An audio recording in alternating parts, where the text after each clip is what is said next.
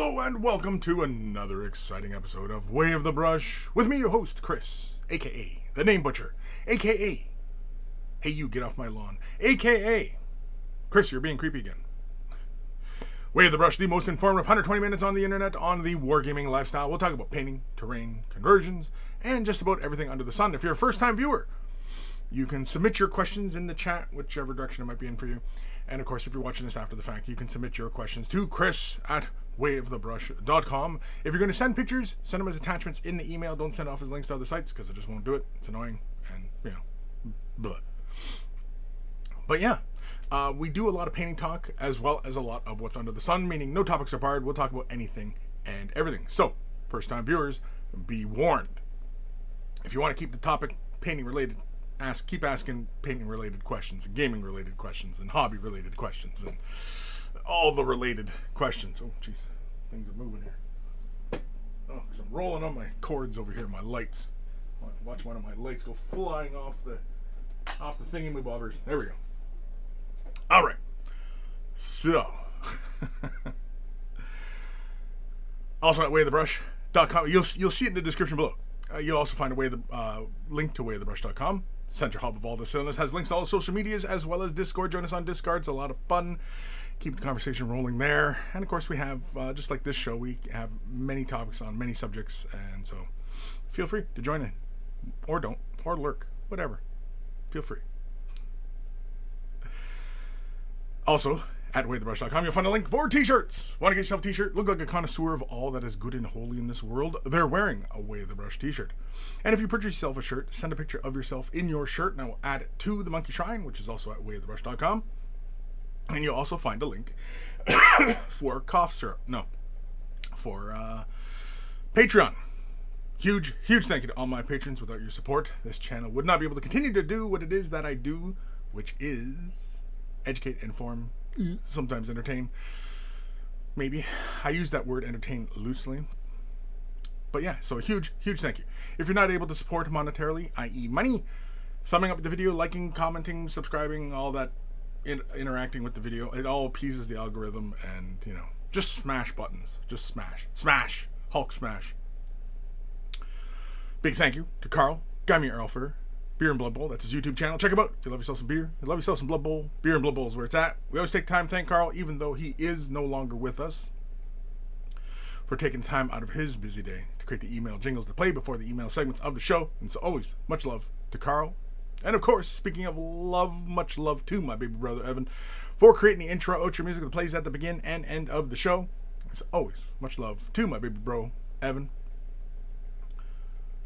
If you're into rare comics, like you're into them, they might not be into you, but if you're into them, EB Comics, it's in the description below. Check it out. All the information's down below. And of course, this is week 2 of doing giveaways. So, in the description below is a link to the document, and I'm pretty sure I have it all set up properly. If you're not familiar with the way I do giveaways, basically there is a link to a Google Doc which will take you over to Google Docs, and find a space, put your name in. Do not remove any names you see already on the list. Those are my patrons. Do not move those people around. And find a space and jump in there and put your name in the list. And basically what we do is, when we do the draw, I head over to random.org. I input the number of people that are on the list into random. I click the button 3 times, and we have our winner. And so last week, Michael Irby, he was a patron. He won, and I sent him a message. He never got back to me, but he still won, so it's still his. It's still happening. What are we giving away? Some of you may be asking. Well, last week we gave away Sternhammer Classic Games Day model 03. When this guy, Games Day, he's a Space Wolf character. I do have another one, so I have 2 of these guys, right? So I'll give away another one. I also have a Chaos Exalted Champion on foot. This was Games Day 09. Anybody who wants to see what pictures, like, detailed pictures of it. And then, of course, Games Day 04, Archaeon on foot is also another one. And, of course, I also have a Eldar Bone Singer. It's just sitting in my shelves. It was basically, I was cleaning my offices, and,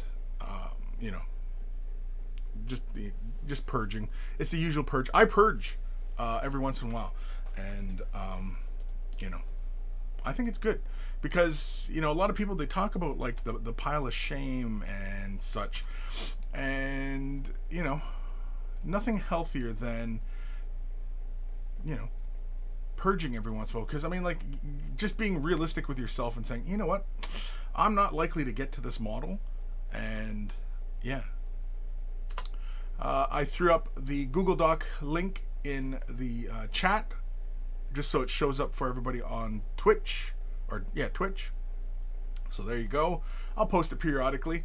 That is the link to the Google Doc, and so feel free to put your names in, and yeah, and we will continue on as per usual. And who's joining me today? I can see. I had the chat up there just a second ago. There we go. Ghost of Starman Deluxe. Let the monkey mayhem commence. Nathaniel, greetings, Kris and fellow monkey. Greetings, Old Man Logan. Hi, Kris and monkeys. Happy Saturday. Happy Saturday. Hail Bob. Heyo. Heyo. Matthew Perez. Good morning, Kris and fellow monkey. How is everyone doing today? Everyone's doing pretty good. I think we're doing okay. We're doing okay. Yeah, I was, you know, not much going on this week. I don't even know. Is there any big releases going on this week on the G-Dub side of things? Sorry, I'm on the website right now. I'm just having a peek, seeing if there's anything interesting, noteworthy to talk about. Oh, it's the, what is this? Oh, the Grey Knights and Thousand Suns. Yes, because they released that character, the two characters. Ooh, we even got pretty dice. You know what? Here, we'll just jump over here. Hold on. We got time. We got time. We always have time. And so, yeah. Oh, wait. Did I move this window? Was this the window I moved last time? Or was it this window? Might have been this window. Let's move it over a little bit. No, it's too close. So let's move it back. Let's go this one. Yeah. Oh. No, that's how the window looks. Interesting. Maybe we'll do this one. Which window do I usually use? I know I mucked up one of these windows on doing this. Either way. Got the big old box set. It's got the codexes. It's got the models. It's got transfers and such. Little game booklet. Cards. Oh, it's just... Oh, no, it's Thousand Suns and Grey Knights. Oh, and you get a little art print, too. So it looks like you get some of the Ungors, some Thousand Suns. You get that character, Sorcerer character... disc. Even throws in a Dread Knight for the Grey Knights, some of the Paladin Duders. I don't know everybody's names. Yeah, I don't know, it's interesting. 200 British pounds. That's how much that is. It's 200 British pounds. 2 hundos. Hoof. I don't know. Got some pretty dice. Blood Bowl. Shambling Undead. Looks kind of nice. Looks like clear orange. I guess we should click them all. Got some more Blood Bowl tiles. Some more books. Necromunda House of Shadow Dice. The Delac. Yeah, we've seen all this stuff last week. Yeah. Yeah, interesting. So it's Grey Knights and Thousand Suns. Was this an update that everybody was like, you know, everybody needed? Was everybody like, yeah, we need Grey Knights and Thousand Suns. That has to happen now. That has to happen, right? Like, I don't know. I don't feel like these are, I mean, I am biased, of course, being as an Eldar player. But yeah, is this like a situation of this was in the box we needed, the box we deserved? Kim, hey guys, hey, Hailbot, Hellfire box at 1. I can see it already. Oh, but I'm on the UK. I'm on the UK link. Ghost of Starman, Hellfire Battle Box is the main thing. Yeah. But is it the box we needed? But the box that we deserved. Evan Belleau, sup everybody? Sup. Matthew Perez, Kris, checking the G-Doc. There are some duplicate names like Michael Moreau, 415, and War History Nerd, 5961, just as a heads up. Oh, you know what they say, snitches get stitches, right? Nobody better be moving names around. Do not be moving names. Okay.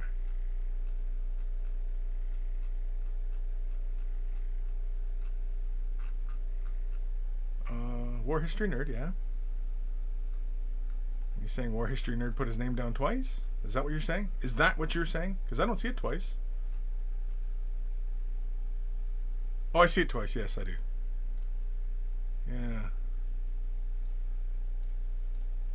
Don't put your name in twice, War History Nerd.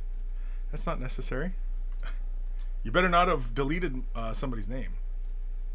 Oh man, I'll be pissed. Otherwise, I have to start all over again, and it'll take all day. It'll take all day. Hail Bop. The box itself is 105 Brit pounds. I'm seeing 200. I was just on it. Oh, sorry. That's the big with the art print and the codexes and the cards and all that. Yeah, 105 just for the box. Right. Again. Essentially, it's like, I mean, again, I don't play Tzeentch, and I don't play Grey Knights. I am one of those people out there that really, do Grey Knights need their own faction? Just because of the lore, the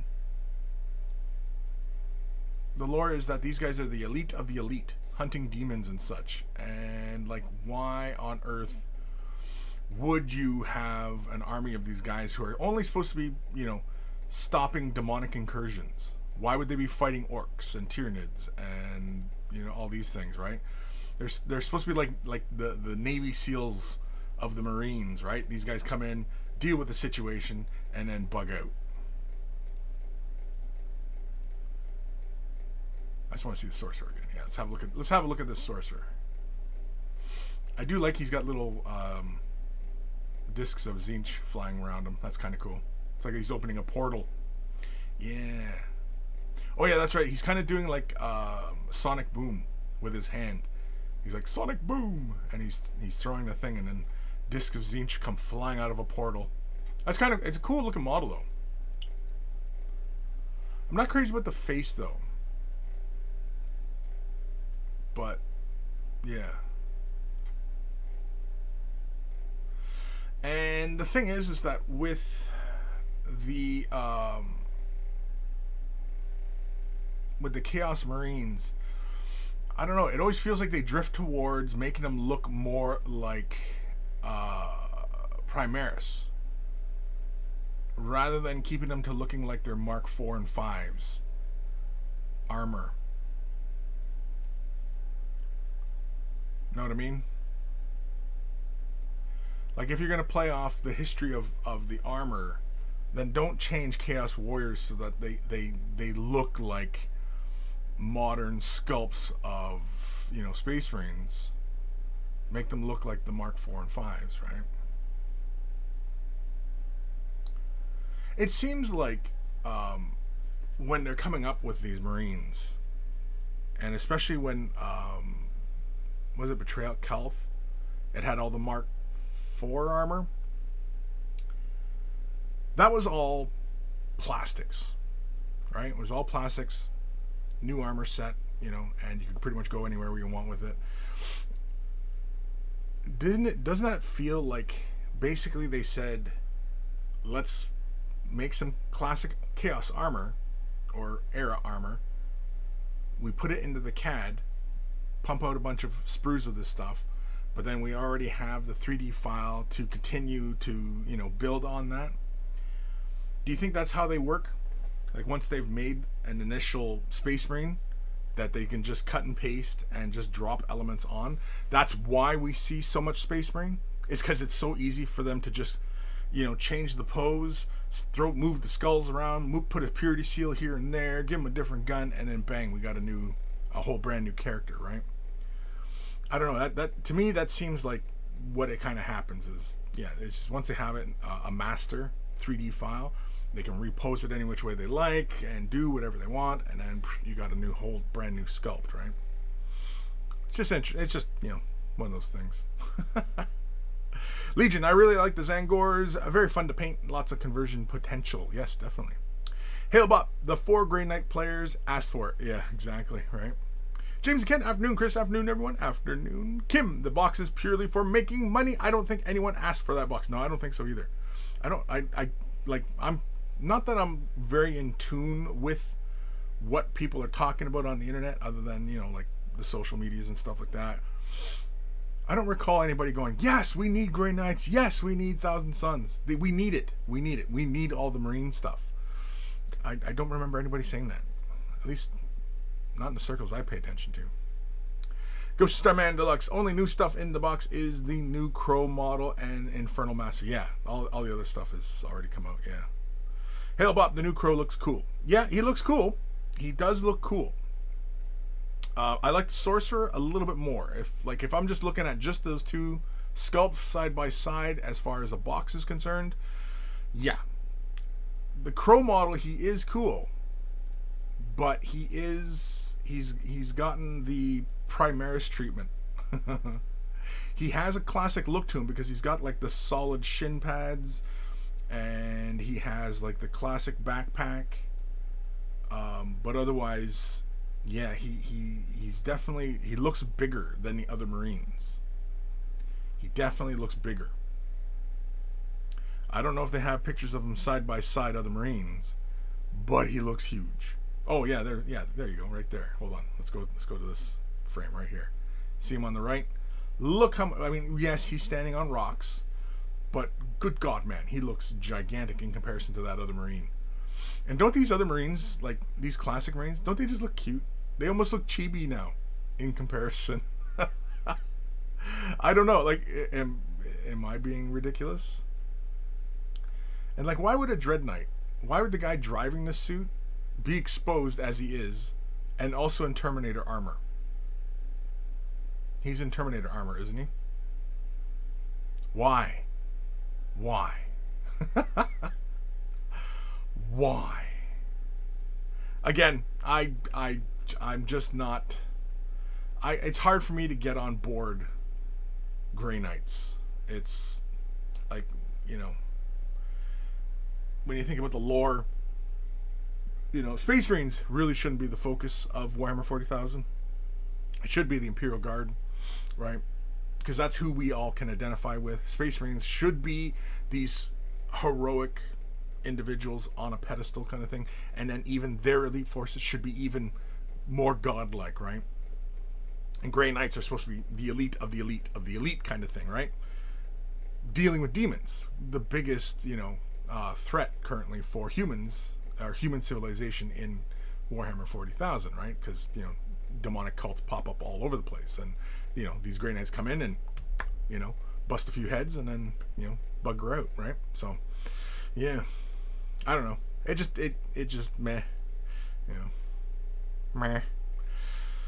Maybe it's because I'm getting old and cynical, and I just maybe that's what it is. Maybe that's what it is. I don't know. I am old. Old Man Logan. Sweet model though for Space Marine. Yeah, referring to the new Grey Knight character model. Yeah, he's all right. I kind of dig the Chaos Duder more, just because he's got something interesting going on. There's a lot of movement. I mean, the Grey Knight dude, yeah, he's got the sword and the flames, and it looks cool and all. But the Chaos Sorcerer, he's doing Sonic Boom, Guile from Street Fighter, right? Sonic Boom, and that's what it looks like he's doing. He's like whew, and he's throwing nonsense. Wait, jeez, Greg Room, subscribed. Thank you, Greg. Oh. Disappeared. Oh. Thank you, Greg Room, for subscribing. Holy Carmolies, where am I? Ghost Starman Deluxe. super good value box, to be fair, over 160 worth of models, not counting the new characters. Well, the big box sets typically are a deal. Even like the start collecting boxes, they're typically a deal. When you buy a start collecting box, you basically are saving the cost of one of those units in there, roughly like around well, on the North American side of things, about the $50 mark, right? And they're deals. And if you are starting an army, yeah, get those start collecting boxes, because you save yourself the cost of one of them units, typically. Of course, if you buy the book, then you're not saving anything. You're basically spending what you would retail, right? So, anyway. Mr. Gregory, do you know if Chaos Primaris are coming? I imagine they will. Do I know? No, I don't know. But I imagine they will. I mean, like that. Judging by that Chaos Sorcerer, he looks like a bigger model, which realistically, to stay within the lore, he shouldn't be bigger. He should be the same size as all the other Mark IV armors and Mark V armors, which are smaller, right? Because the lore of the game, the all precious lore, the Primaris are brand new, right? They're brand new. And all the chapters are getting outfitted with Primaris suits and stuff like that, and upgrading the Marines and blah blah blah blah blah blah blah blah. And so Chaos, the only way you're gonna get Chaos Primaris is from Primaris Marines becoming traitors, and that's not a good sign if your brand new guys are already turning against you, lore wise, right?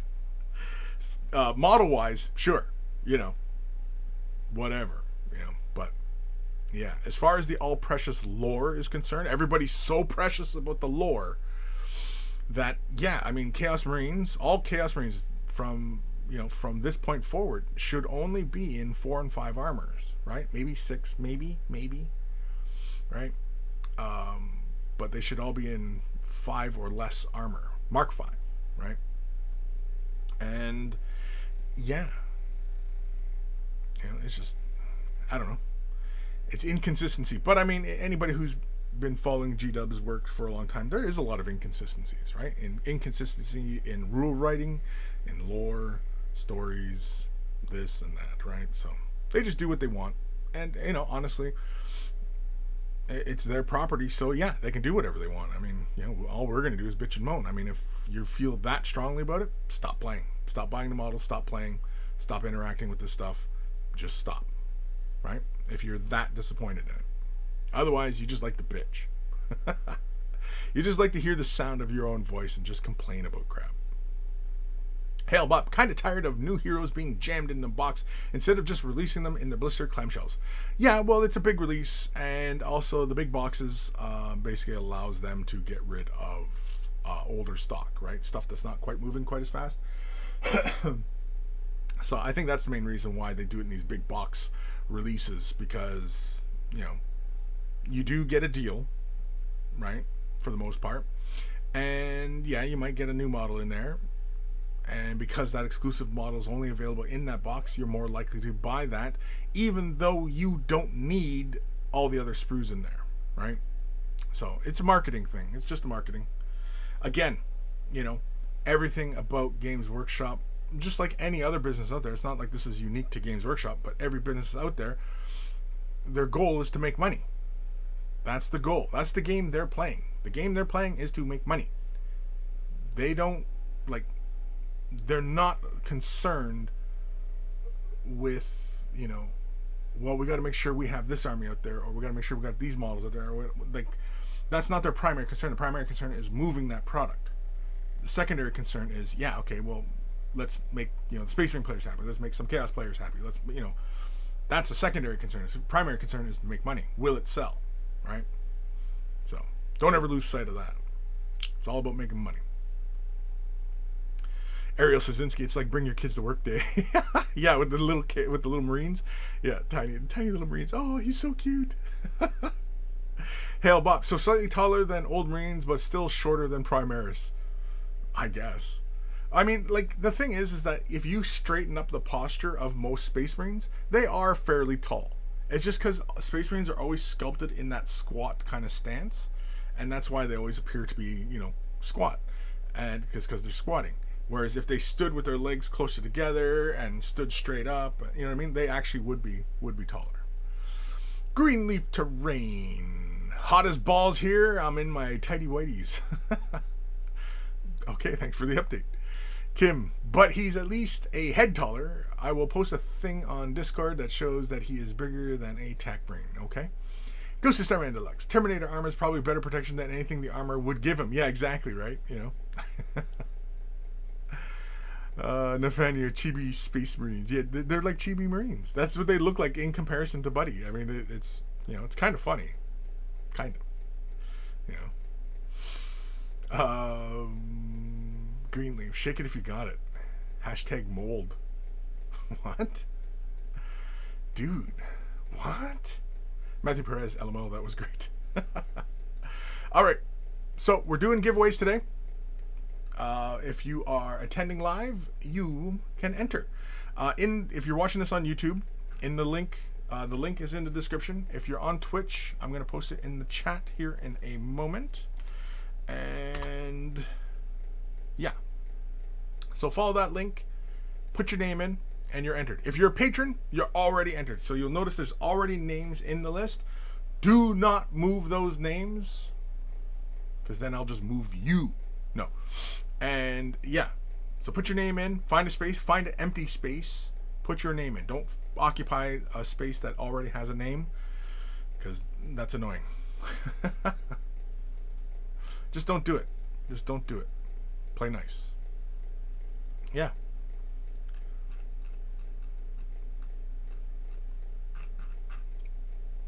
I can see some more people already putting names in there. Yeah. When we do the draw, when? I don't know. Some point during the show. But yeah. Yeah, I think somebody's moving names around because, yeah, somebody highlighted that Michael Moreau. Okay, I am deleting the number 14 one. Hold on here. There we go. Yeah, but that's a patron, I believe. So I don't know. It might have got moved. Somebody clicked a sell, and if you page down, somehow that moves things around. So be mindful of what you're doing. But yeah, we'll do that draw. We'll give away. Which one are we giving away? Which one? You guys tell me. Which one are we giving away? Are we giving away the Spirit Seer or Bone Singer? Archaeon on foot? Exalted Champion? Or the other Space Wolf? Sternhammer? You guys tell me. I'm not picking. You guys can pick. Where the hell am I? Old man. That is Craig with a C. Craig. Yeah, Craig Room. Why? What did I say?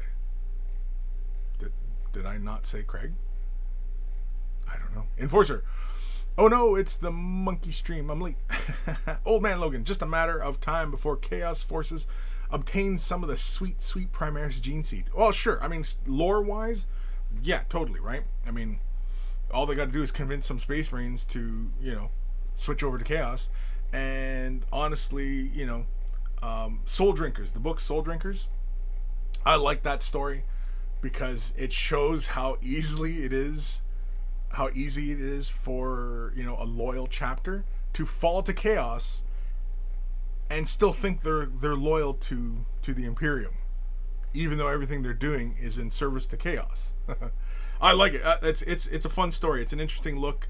It's one of the few you know, Space Marine stories that I find particularly interesting, just because it's kind of an examination at, you know, when you have a level of fanaticism and you think you're on this side when really that fanaticism is the same, you know. And in this day and age, I think everybody can kind of get behind that idea because we're living in it.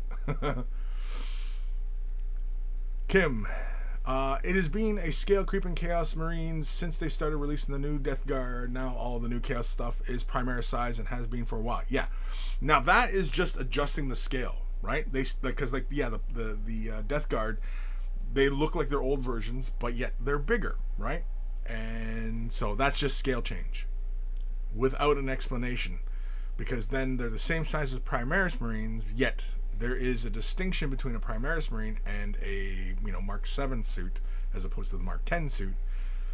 And so Chaos increase their scale because they can, because the Chaos Gods willed it. Well, why not just make them the size of Dreadnoughts? Why not just have Space Marines the size of Primarchs? Like, I mean, if they can make their Marines grow another couple inches, why not make them grow a couple feet? And, just have these big spaceships crashing on planets, opening up, and all these Dreadnought-sized Space Marines, legions of these Dreadnought-sized Space Marines just come pouring out of the gates. They would decimate every army out there, right? So why not just do that? Again, see, like when you make up these goofy ass reasons for things and then not explain them and not have any kind of consistency, that's the kind of bullshit you run into. So, yeah.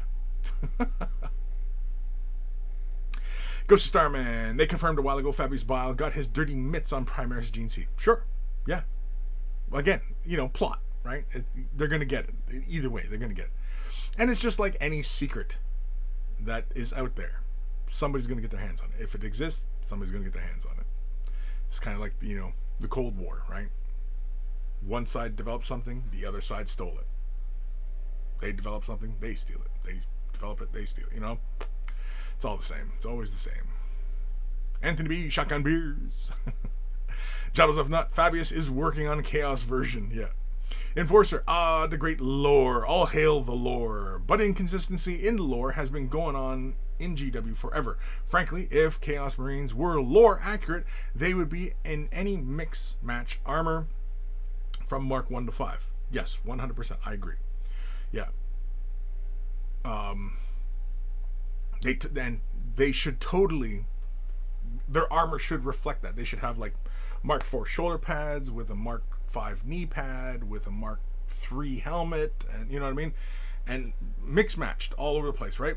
Whereas like you even look at that Chaos Sorcerer, he has a uniformity to him, and really, they should be kind of mix match. Even the loyal Marines, they often describe, because they don't know how to make the new stuff. They don't know how to, make new equipment. They always have to refurbish. And that's why Space Marines, especially like Sternguard, were a complete mix match, right? Because they had fought for so long, gear gets damaged, they get replacements. Some of it's old, some of it's newer, you know what I mean? And so they were like a complete mix match of stuff, right? So, again, inconsistencies, but, what do you want? Kim, Archaeon is still in stock, I think. Archaeon on foot? I don't think that was ever in stock, was it?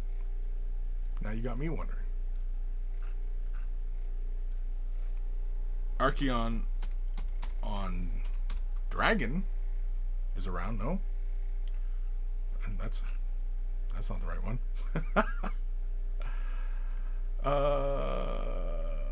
No. I want.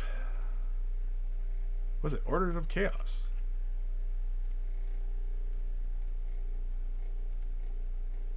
Okay, where's Chaos? In Age of Sigmar, where's Chaos? Chaos. Where is Chaos?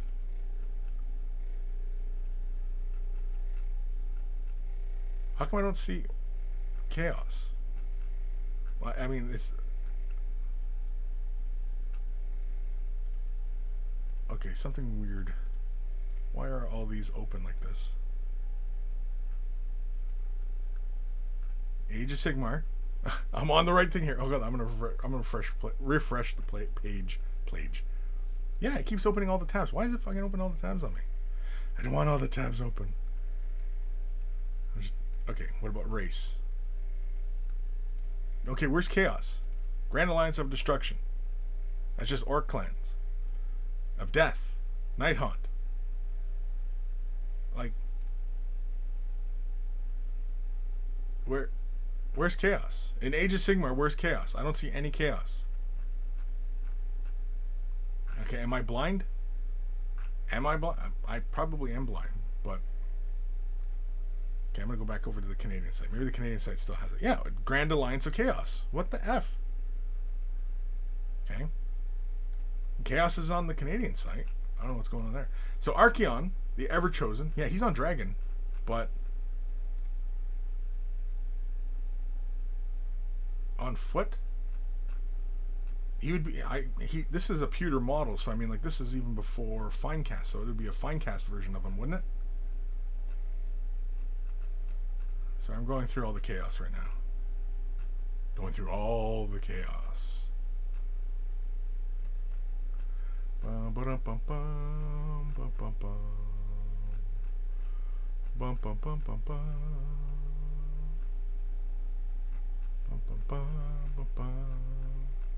bum bum bum bum bum bum bum bum. I still have a cockatrice too.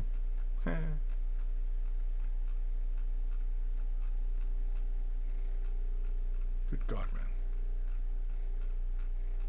I am not seeing the model. I'm looking for Archaeon or even an Exalted Champion on foot. I am not seeing it. Sorry if you hear a droning sound in the background, it's my fan. She's kind of warm around here.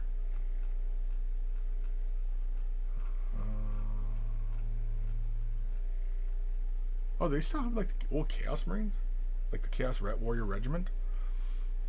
Those need to be replaced. If there's a kit out there that needs to be replaced, that's one as well. Those sculpts are like pretty much just press fit. Okay, I didn't see no Archaeon on foot or the Exalted Champion on foot. I would assume they'd be on in the Finecast range, but yeah. Alright. Be sure to put your name in the list. Oh my god. Somebody posted a picture of... I don't know. What is that?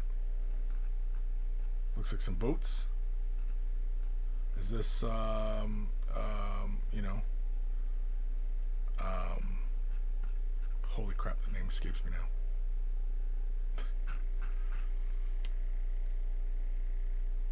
Dystopian Wars. Jesus. I couldn't think of the damn name. Yeah,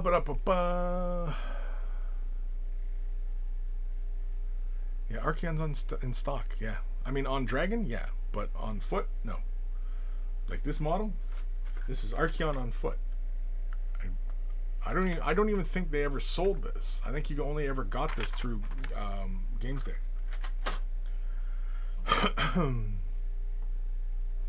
Enforcer Baby Marines, hashtag Baby Marines. I think actually had Rogue Trader Death Guard next to a squad of modern Death Guard, and it's just comical how tiny he is. Yeah. Well, the scale does change over years. Yeah, because even like the classic plastic Space Marines, yeah, they're like just little duders. Enforcer, got it.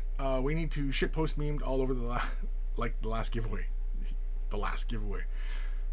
Sounds like a movie. The last giveaway. Anthony B, I would love a chance for Archaeon model. Okay, well. Again, Archaeon, Exalted Champion on foot, Bone Singer, or Sternhammer. You guys tell me. Come on, you got to tell me, because otherwise I'm just going to I don't know, pick one. Thomas Wilson, Space Wolf. You want the Space Wolf? Yeah. Old Man Logan, new sub. You said Greg. Oh. Okay. My bad. Nathaniel, what were the options? Options are Eldar Bone Singer, Exalted Champion, Chaos Champion on foot, Archaeon on foot, and Space Wolf Sternhammer. He's the Wolf Priest. He's from Games Day 03. He had rules. He was the commander for the Wolfen. He was like their chaplain who would go.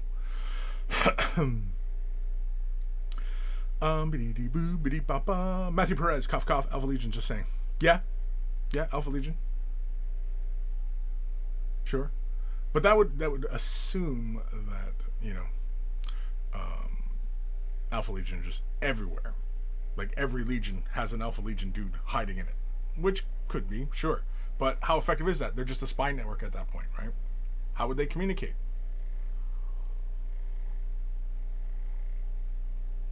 Ghost Starman Deluxe probably can't have Dreadnought-sized Marines because it would corrupt them too much and they'd turn into Chaos Spawn. Sure, reasons. You can make up whatever reasons you like. Dark Commission, afternoon, Kris and Monkeys. Afternoon. Nathaniel, Chaos Gods have their plans and their budgets as well. Every Chaos dollar spent is taken out of their salary. Can't spend them too generously, therefore.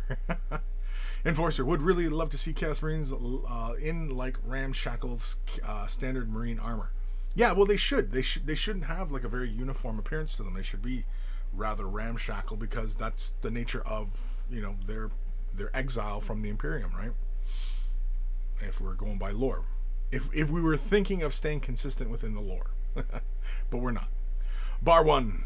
Old school Archaeon is best Archaeon. Yeah? Yeah. So we got him. We got him. We has him.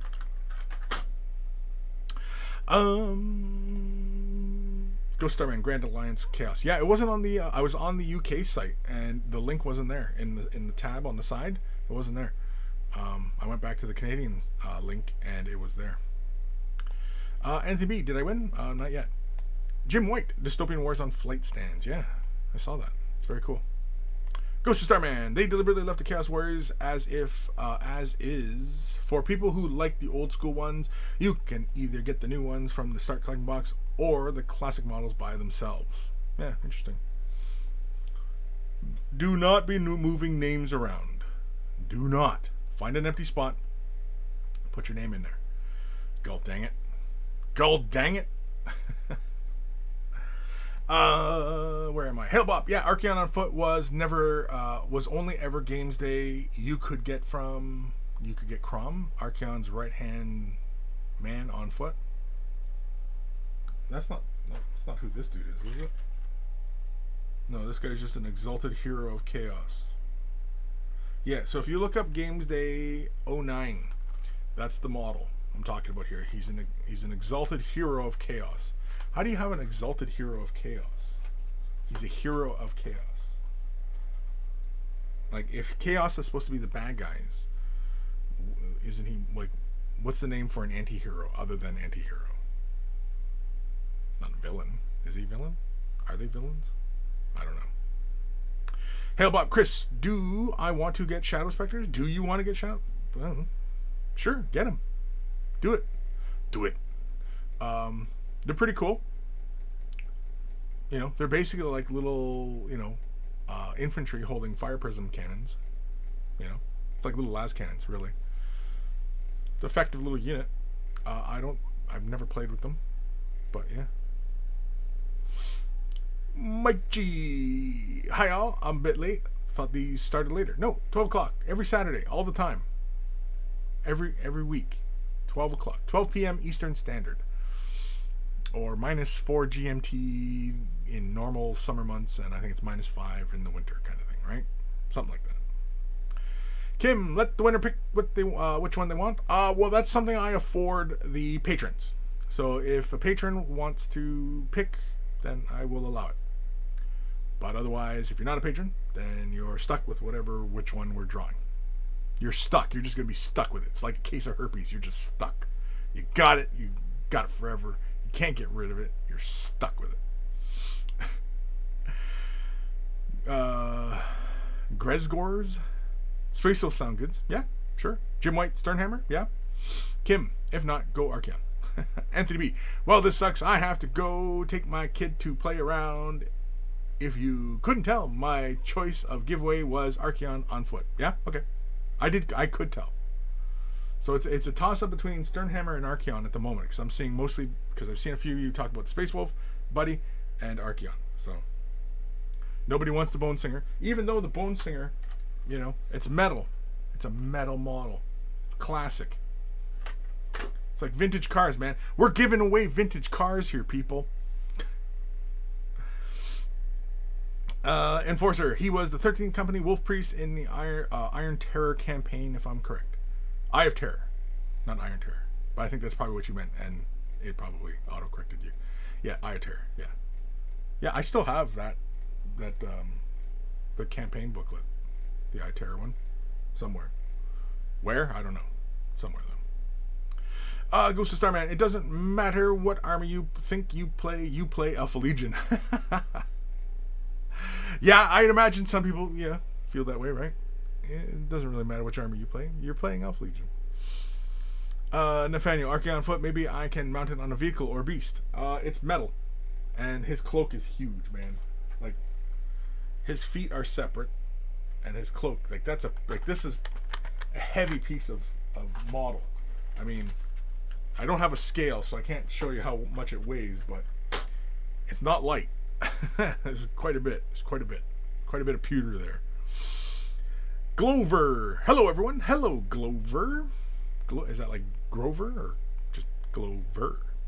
Glover. Welcome. We're doing a giveaway, Glow. In fact, I'll put the link in the chat just so that both YouTube and Twitch will see it. Go to that document. Do not move any of the names around. Find an empty space. Put your name in that space. We're going to do a draw. We're giving away some classic metal blister packs. So, yeah, it's Archaeon on foot, Exalted Champion or Exalted Hero of Chaos, an Eldar Bone Singer, or dropped him. Space Wolf, Wolf Priest, Sternhammer. Now, it doesn't have his name on here, but I remember that the Games Day booklet had his rules. Oh, sorry, I had to bring over to pick that up. But yeah, so that's what we're doing. That's the plan today. So don't move any names. Just find an empty spot. Put your name in there. You have to be here to win. You have to be. Oh, it didn't go over to Twitch. Why didn't it go to Twitch? Why didn't it give me Twitch? Probably because Twitch is doing Twitch things. There we go. Post it in the chat. There you go. For everybody on Twitch. For everybody's. Alrighty. Let's head over to the Instagram side of things. Let's have a peek at Instagram. See if if anybody's been posting on it. I have no idea. If you don't feel like writing me an email, you can just use, and if you're using Instagram, I suppose you can use Twitter as well too. Just tag me in it. But usually on Instagram, because it's pretty pictures all the time, right? Use the hashtag Way of the Brush, and you'll see it in this segment of the show. The Gim. If I win the Elder, just take a hammer to it. Well, if you take a hammer to it, you have to film that for posterity, because destroying a classic. Because there's a lot of people. Well, I mean, he doesn't really have rules anymore, right? I think he's gone into like the Legends category now. So when he used to be able to play with him in normal games, I mean, you still can play with it. It's not like tournament type of thing, right? And everybody's always concerned about what's particularly legal in a tournament, and which is so boring. Like, if there's rules for it, use the rules. Does it matter? And even still, like, you still have this bias of Forge World. Oh, it's Forge World? You can't play with that. Like, why? It's silly. It's very, very silly. But over the years, I've come to realize that there's a lot of silly people out there. Very silly. Nathaniel, vintage cars. I'm game for a 76 Ford Gran Torino, life size, in working condition. I'd like a Pontiac GTO. That'd be fun. Just bomb around to that. That'd be fun. Hail Bob, back. Cool. B-Man, I'm here. Forgot it was Saturday. How'd you forget it was Saturday? How could you forget it was Saturday? How and possibly could you? Hail Bob. Because Forge World Overpowered doesn't account for the fact that rules for most Forge World stuff is kind of donkey doo-doo now. Right, exactly. I mean, the Forge World stuff, people have bitched and moaned and complained so much that Forge World rules, they're pretty much garbage. I mean, like the Vampire. The Vampire used to have rules, and now I don't even think it has rules anymore. And it was dumbed down so far, to the point where, like, it really isn't fun to play with it anymore, because its rules were just so watered down. And that's because people bitch. People bitch. I mean, like, you know,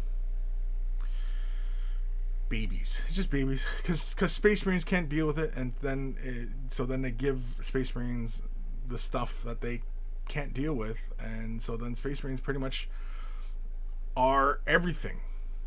Yeah, right? Because, you know, for the longest time, Space Marines did not have the ability to move over terrain easily, right? Because they were limited to ground force, right? Because tank treads and people on foot.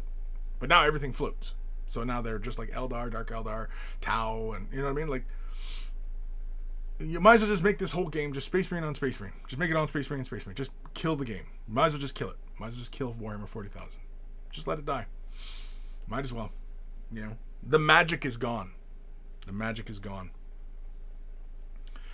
B-Man. Shift work, brother. The GIM. When you are still having to use Elder models from 3rd edition, are they not all considered classic? Yeah, well, a good deal of them, yeah, are classic still, yeah. Even the Guardians, the plastic Guardians, yeah, those were late 90s when those came out. Ghost of Starman, I want one of those little tight cars, or whatever they're called. Oh, Hot Wheels? You want some Hot Wheels? I'll send you Hot Wheels. Enforcer, 1950s, cherry red Chevy Bel Air with a vanilla white interior. For me, please.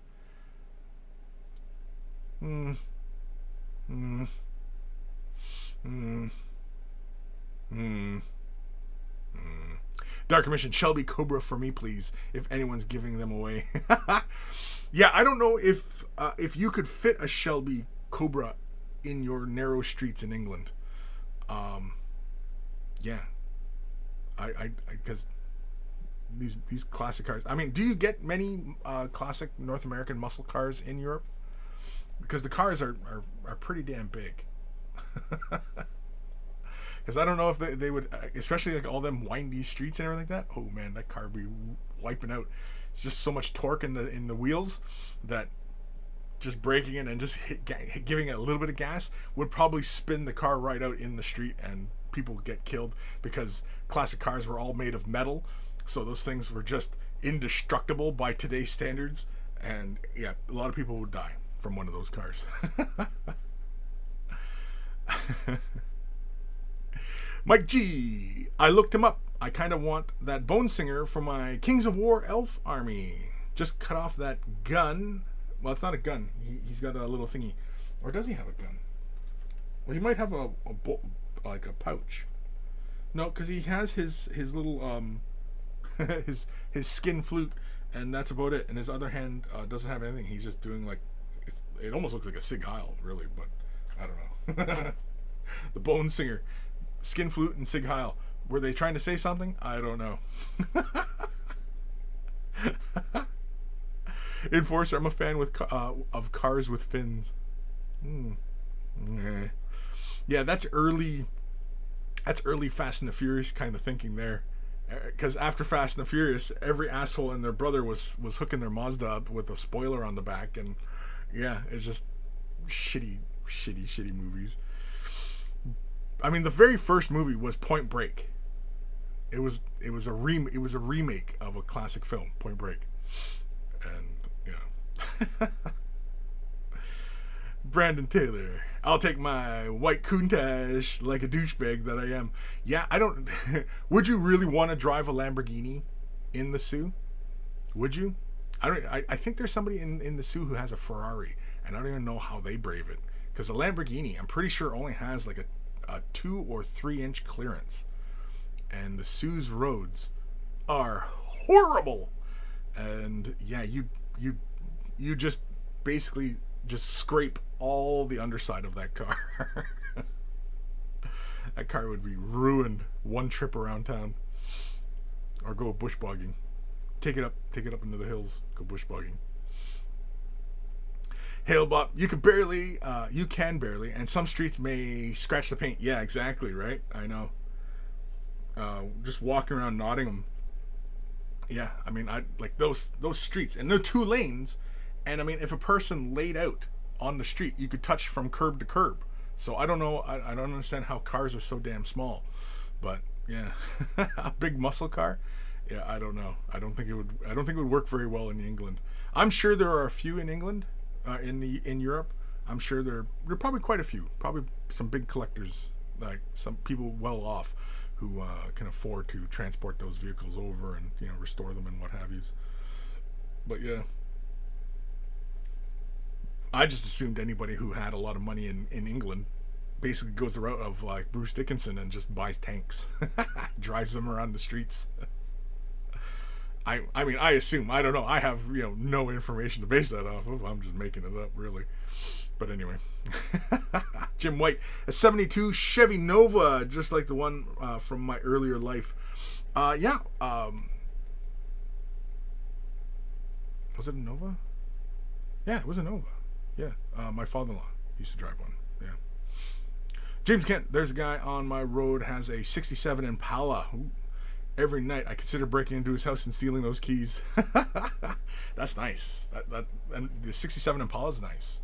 Because the other one I would go for too is probably the is it the '67, '68, or it's the '69 Charger Dodge. Yeah, one of those would be fun as well. Ninny plug. I love Camaros, but I drive a 5th gen with a V6 as my daily driver, and I hate that. Would rather have a beefy SS or a old 70, and have half with and a half with a full bumper. Yeah, getting 20 miles to the gallon. But yeah, it would be great. It would be great.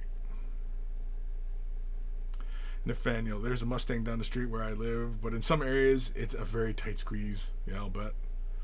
Hail Bob, I like Tokyo Drift. That's because they took that Yankee delinquent culture they have over there and turned up to ridiculous and funny. Yeah, I've only ever seen the first Fast and the Furious. That's it. And after watching it, I was like, this was this was a waste, and it wasn't good. And I don't know how this franchise spawned 10 more movies, but it has. And so, yeah. Again, it is the world we live in. It is the world we live in. That's all I'm going to say about that. Brandon, someone here has a Countach, but I don't know if they want to drive one here. Yeah, I don't know. I'm sure, because I remember a while back, I remember there was a Ferrari. I don't know if it was a newer one or if it was like the Testarossa. But yeah, I remember there was a Ferrari around town once. Ninny plug, LMAO. Yeah, it even ended about the same as Point Break.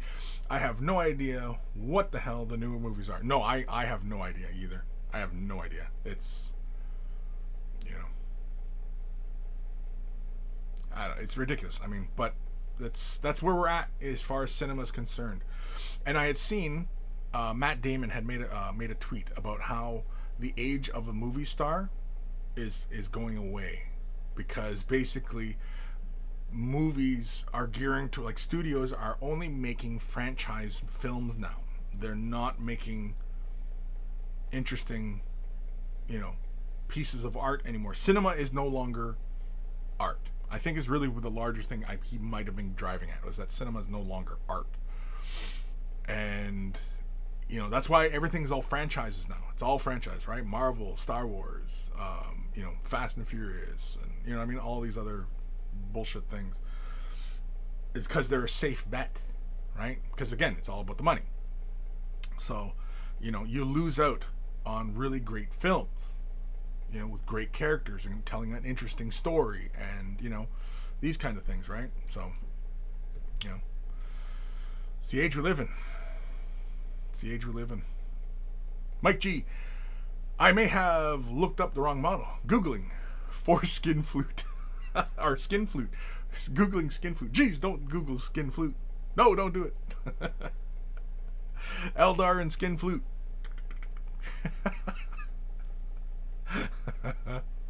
Enforcer, I know there's one of those tiny Fiats out near me with a huge spoiler and like angled tires. It looks ridiculous. Ugh. Ew. yeah, man, man. Evan Belleau, 50 Merc, like the chop job from Stallone's Cobra. Yeah. Stallone's Cobra, that one, I watched that one not too long ago. Gave it a rewatch. And it's not as bad as I remember, but it wasn't as good. But yeah. I remember when I was young, when that movie came out, and the poster, right? It's him, and he's got the gun, and he's got the thing in his mouth, and he's got the sunglasses.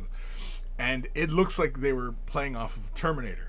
And so everybody's like, oh, it's Terminator. Oh, it's Stallone. Oh, it's going to be like that, right? And you watch it, it's like, oh, no, it's not that at all. I was lied to. And that really should have been your first indicator where things were going in this world.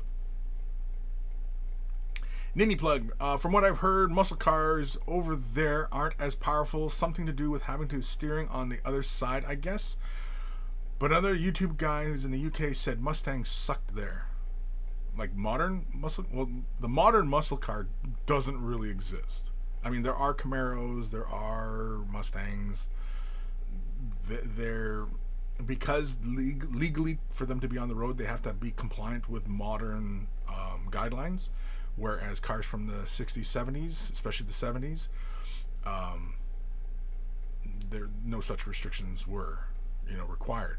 And so that's why the things are just so powerful, right? But yeah. The Gim, I would be okay with a 69 El Camino SS and an orange copper metal flake. Ooh, with a blue leather suede interior. That sounds like you've already been looking on Auto Trader and looking up some cars. That sounds very specific, dude. That sounds very specific. That sounds like you've already had your eyes on a car. The Grimjaw. I remember Grand Tour took 70s Caddy to Scotland, and by gum, could it not take any turns to save its life? Oh, really? Yeah, like I just like a lot of European cities, I can't imagine that any North American vehicle would be able to get up to speed in those areas. Just, you'd have to save it for like the Autobahn or something like that, somewhere where you can go to ridiculous speeds. Although that would be kind of fun, actually. Ninny Plug, I get 18 miles per gallon with my V6. It's not even that much better on gas than the V8, so it's completely pointless. I don't get why they even put anything less than an 8 in them. Matt Hoser, bam! Thank you for subscribing with the Twitch Prime. All over. Oh, there we go. Oh, it's already gone. I did that all for nothing. Dark Commission, I am carless now as I had to scrap my Mini 5 weeks ago unless a bag of S. No money for another car, unfortunately. Ninny Plug, the new Corvette looks awesome too. Yeah. I don't know.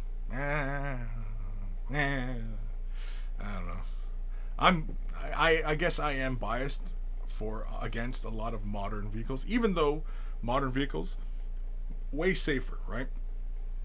Way better on mileage, way safer, technology integrated, you know what I mean? But I don't know, it's just simple carburetor engine. Just a simple, it's analog, man. It's so easy to figure out and correct things and upkeep, and now the computer runs the whole car, and I don't know, it's all very annoying. I miss carburetors, basically is what I'm saying. I miss carburetors. Java's left nut. It's not the size of the roads in the UK, it's the price of petrol that stops us from driving them. Yeah, that too, I'd imagine. Because 60, 70 muscle cars, you get shit mileage out of those cars, especially the V8s, right? Oh yeah, just starting the car up, you've already burned a gallon. Greenleaf Terrain, Fiat Life, hashtag Fiat Life. Yeah. James Kent, unique films that will still be made. They're just going to be on streaming services. Yeah. I seen on Netflix, I seen an ad for a movie called Kate. And I was like, oh, I was planning on, I was going to watch it last night because I thought it was on Netflix already. And it's with, oh, fuck, I can't remember her name now. She's a fairly famous actress. She's been in tons of stuff.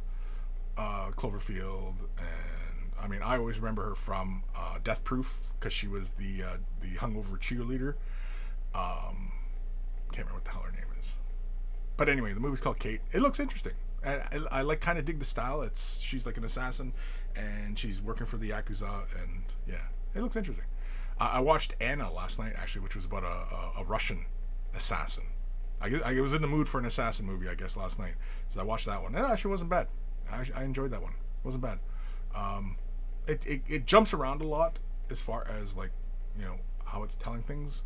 And it does kind of, kind of spoon feed you the timeline. But other than that, I enjoyed it. I had fun. Had some really good scenes in it, though. Like the choreography. It was like John Wick. John Wick basically changed all these assassin gunfight movies, and yeah, everything is like John Wick. That level of gun fu, of gun kata, right? I mean, yeah. So, what are you gonna do, right? The B-Man Challenger Hellcat is all muscle. Yeah, yes, it is.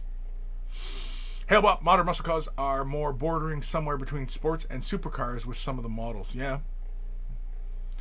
Kim, it's only the UK that do the opposite lanes when driving. We in the rest of Europe don't. We have normal driving.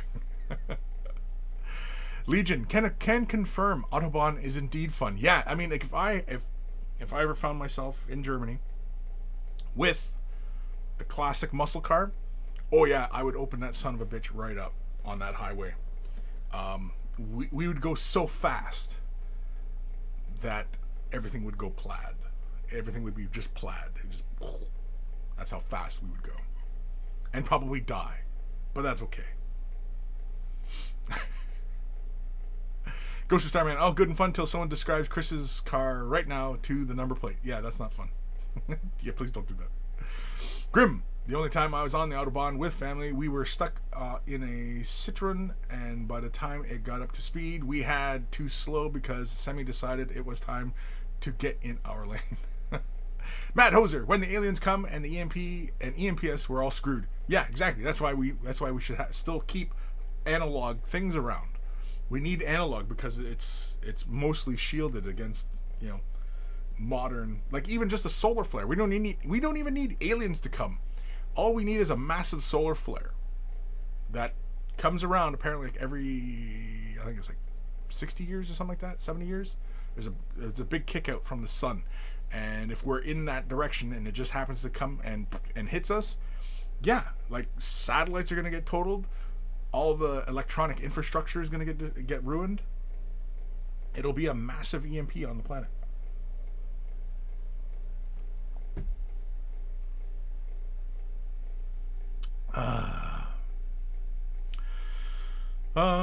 The GIM, old carb engines were great. Carb doesn't work. Clean it. Good to go. Yeah, exactly, right? That's exactly. You start your car, it doesn't work. It's not getting enough air. Take out the carb. Look at the filter. Oh, filter's fine. Okay, check the little fucking plunger and the little valve. Yeah. Oh, that's dirty. Okay, clean it. And bang, boom. She starts up, and you go. You know, that's really what it was like. I used to have an '84 Firebird, and it's a carburetor and everything like that, and so yeah, we sometimes just until we got a new carburetor, we used to open up that valve when starting the cars just to get it to go. Fucking yeah. Oh, the days. It pretty much felt like a crank start. Like it was just right in front of my car, just crank, trying to get it started. Anyway, where am I? Aaron Seach. Modern muscle cat does exist with the new Dodge Challenger SRT Hellcat with a V8 rated. It has a V8 rated at 780 horsepower. It's V8 rated. Is it a V8 rated? Yeah. I'm not familiar with the new Dodge Challenger, but it probably is not as stylish. I'm actually gonna Google that right now. Okay, I'm pulling off the Games Workshop page because don't need that up anymore. Oh no, this car, that's not it. It's ugly. No way. It looks like a Camaro. It looks like a Camaro with intakes on the top, on its hood. Boring. That's boring. Compare a new Dodge Challenger to the old Dodge Challengers. The 60, what is it? The 68, 69? Dodge Challenger. No, it's not the 70 because the 70, something else changed. I can't remember what the hell it was. I think it's a 69. Yeah, now this is a fucking car here. The 69. Here, I'm gonna switch windows here real quick. Bang, look at that. Look at the one in the black right here. Right there. Look at how pretty that is. That does not even compare to the modern. Even this older one, orange, almost going for the Dukes of Hazzard here. Ooh, look at this one over here. He's got the blower right on top. Come on. Hemi. You kidding me? You're kidding me, right? Oi! Manolia Lunar? Thank you for the follow. Nice. It's a nice. Oh, I was petting. We start off with some light stroking before. I was trying to say that without sounding like a complete weirdo. Couldn't do it. Greenleaf. Nobody is a great movie. Yeah, I like Nobody. I like Nobody. That was a good one. I liked it. It was, I thought it was kind of going to be like a John Wick rip. And I mean, it has similarities, but not really. And it almost feels like it is part of the John Wick universe, which is kind of fun. So yeah. James Kemp, Blood Red Sky is worth a watch on Netflix. One of those were kind of ruin the surprise in the film in the trailer and adverts, though. Oh, well, don't tell me that. Blood Red Sky. I don't know if I've seen that one, but yeah. Like the previews or, yeah. Where the hell am I? Enforcer. Why do I feel Kris drives a Toyota Corolla? Nope. It's a Sierra. Hyundai? I think it's a Hyundai. I drive a Hyundai. It's a nice car. SUV. The Gim. I drive a Toyota Corolla. The Gim's like, hey, fucking attack me. Ghost of Starman. In the UK, driving stick is the norm. Not many people use automatic. It is gaining traction lately due to electric cars, though. Interesting. That's interesting.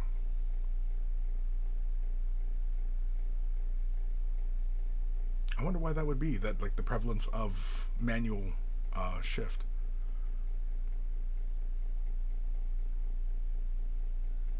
Because yeah, like on this side, yeah, automatics.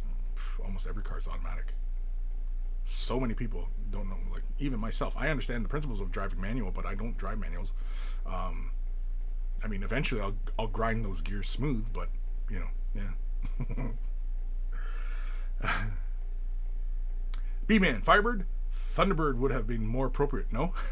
No, I used to have a Firebird. Yeah, I had an 84 Firebird. Yeah, that was early 90s I was driving that. Back when I used to work at the casino. Anyway. Dark Commission. I had a couple of automatics in my time. Hated them. Give me a proper shift anytime. Yeah, that's interesting. That over there, you still run with manual transmissions as opposed to in North America. A lot of vehicles are automatic. Like most are automatic on this side.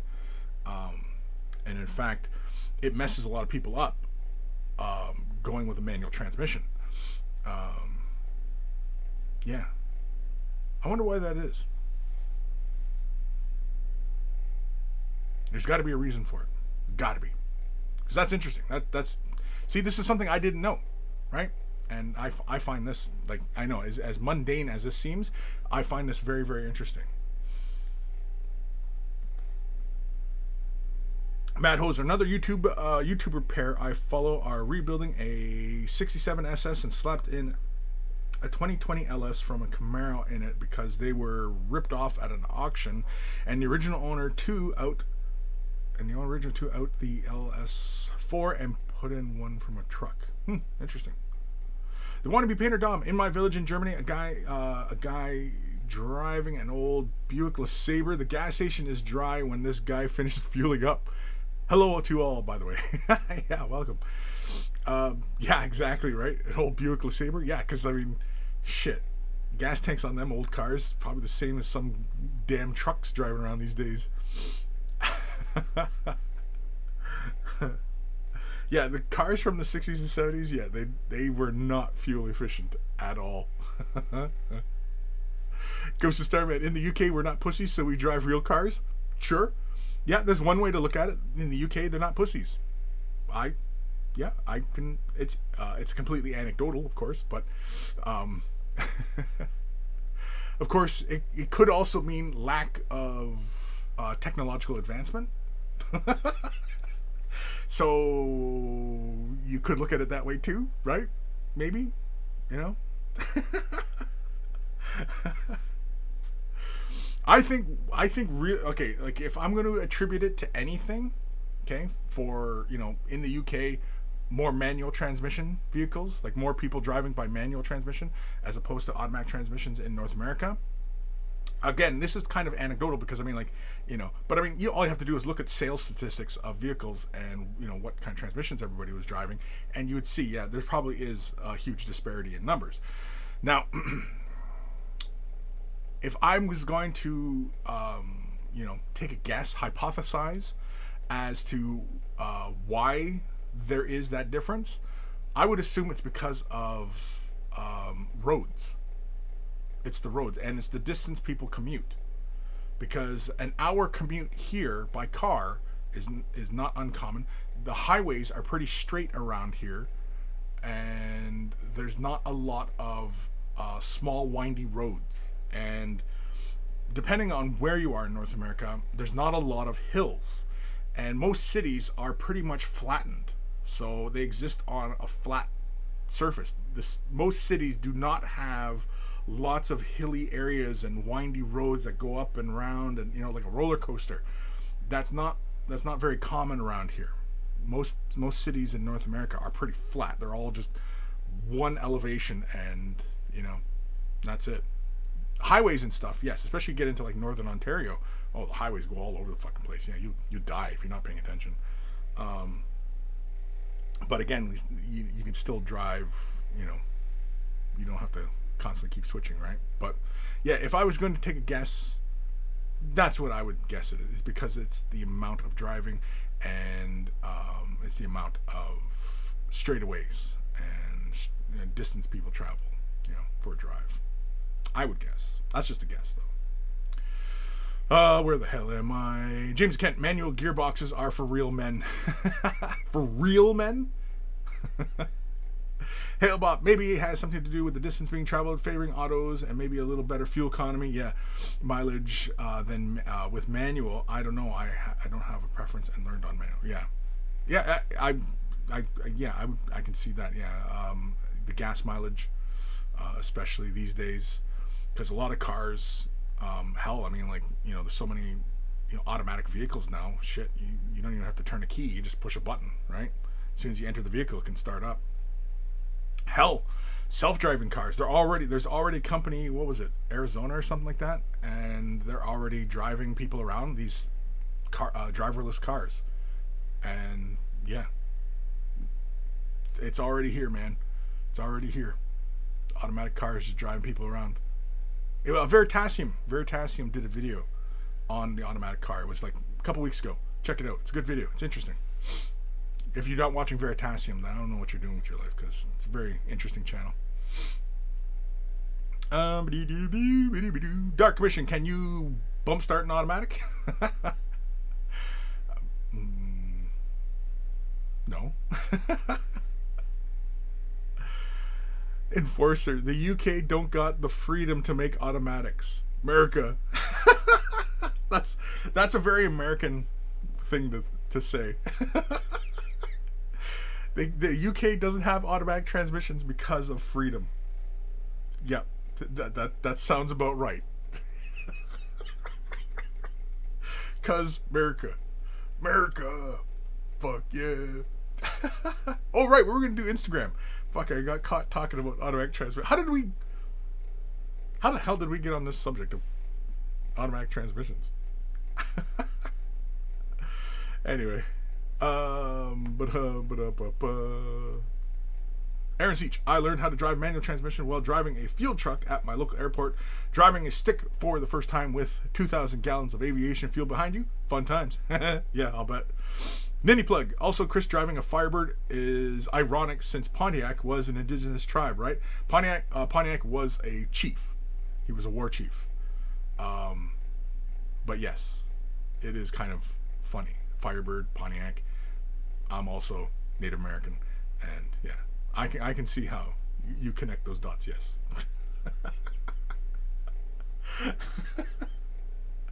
But yeah, he's a Pontiac. Yeah, he's a famous war chief. There was basically in this area of North America, there was a lot of fighting going on.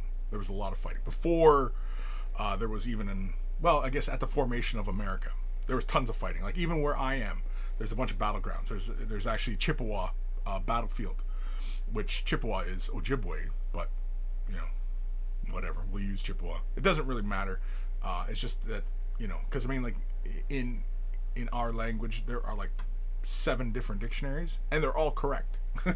Even though the spellings of words are not the same across all of them, because it reflects dialect and because Roman orthographic does not reflect accurately the sounds that are made when speaking the language, right? So yeah, anyway, so yeah, this whole region, tons of battles, especially once, you know, you have the formation of America and of course, you know, fighting alongside the British and, you know, maintaining a border basically.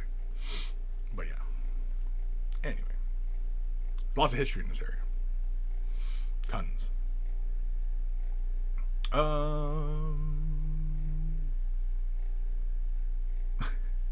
Ghost of Starman, everything under the sun. Yeah, that's true, everything under the sun. And we're talking cars. We're talking cars today, kids. We're also doing giveaway. If you're just tuning in, we're doing give it away. We're not doing the give it away. Oh shit! I got rid of the link because I copy and pasted that fucking thing. Right. Okay. Anyway, yeah, we're doing a giveaway today. In the link, if you're watching this on YouTube, in the description below is a link to the Google Doc. Find an empty spot to put your name, and somebody put a picture of a cock, but they just typed, not an actual picture. Anyway, yeah, head over to the Google Doc and find an empty spot and put your name in. Do not move any names around. Find an empty spot. I will rearrange everything once we get close to our drawing. In fact, here, let's go like this. Oops. All right, okay. So let's move this over a bit. So yeah, we got the name. So you put your name in, find an empty spot, right? So like here, right? Do not move anybody's names around. And yeah. All right? Put your name in. We're going to do a draw. We're giving away classic blister packs. Of course, somebody typed in picture of a cock. Thankfully, they didn't put an actual picture. Now, what does this mean? I don't know what that means. Oh, Eldar suck. You know what? If that person wins, I'm sending you that model, Gim. Just because you put that there. Just trying to be funny. I know you're trying to be funny. Trying. I know. Oh, shit. There we go. I don't like when you click a cell and then you scroll down. Kilroy was here. I don't know what's going on. At first, I thought this was a picture of James. Because I joke, because I tease James, because that's, oh, yeah, James. Seth MacFarlane Jr. What I'm working on, the Orville Ted 3 Primaris. Yeah. I don't know, what's this one here? Get ripped. Chad Zoomer Marine. Or be a heretic. Oh my god, there's all sorts of images all around here. Oh my lord.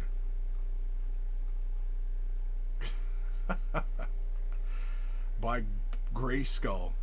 Okay, there we go. So again, this is usually how we handle doing giveaways. Put your name in, and then I head over to random.org and we draw it there. I click it 3 times and do the draw. Really quick here. Dark Commission, the gift, the bust I gifted you is a Pontiac Wars character, if I remember correctly. Yeah. Pontiac, famous chief. Hail Bop. And then we gave the Canadians automatic transmission so Canada could be free. Boston Tea Party was actual manual transmissions being thrown in the harbor. Kim, I do not drive automatic. Before I did get the car I have now, and it's because it's electric. Cool. Enforcer, I had to fix my name, Kris. It was the only way. It was the only way. You know the way.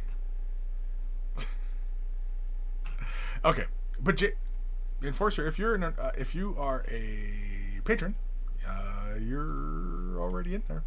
I'm just saying. All right, heading over to Instagram, because we got to. Yeah, holy shit, it's already 1:30. Jeez Louise. Instagram. All right, I moved the window. Shit. Okay, here we go. Yeah, right around there looks fine. Okay. Did we look at these gene sealers? I don't remember looking at these gene sealers. Okay, yeah. Must have, because it's got a like. What about this? Someone doing some Bob Ross. Alrighty, let's have a look here. This is from Snidely's Workshop. Finally finished the Triumph St. Catherine. Let's give it a like. It's a pretty close-up image here. I guess to look at some of the details, I guess. Yeah. Ooh. Nice work on the robes. Like the colors. Oh, nice work on the books. Oh, and the freehanding of the symbols. The fleur-de-lis.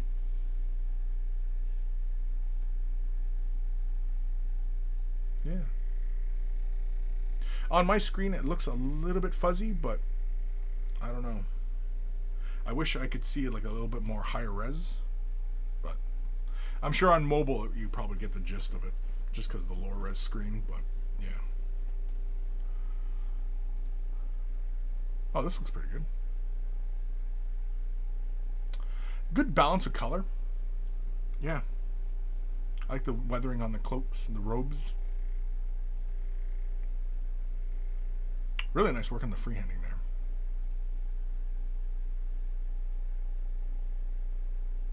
So they just go around carrying her bed everywhere? Like, doesn't that seem entirely wasteful to anybody? Oh, look at this. CSG Motions. Let's give that a like. It's an apothecary. Oh, I like this. Is this like a little diorama? Because I don't think this is like a normal pose, right? Like, he's like helping the brother up. Help a brother out. I like this. It's a good paint job. Nice and clean. Yeah. I like that. I like these, like he's holding his hand or he's fighting off whoever the hell's coming to get him, and, you know. Yeah. That's a good piece.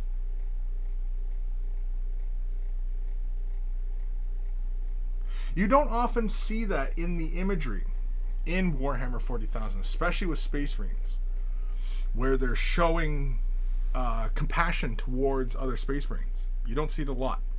You don't see compassion at all from Space Marines. But to my way of thinking and thinking about the all precious lore, it would make sense, because Space Marines know no fear, which means that, you know, they're conditioned to not experience emotions or process emotions the way a human does, right? Or a regular human does.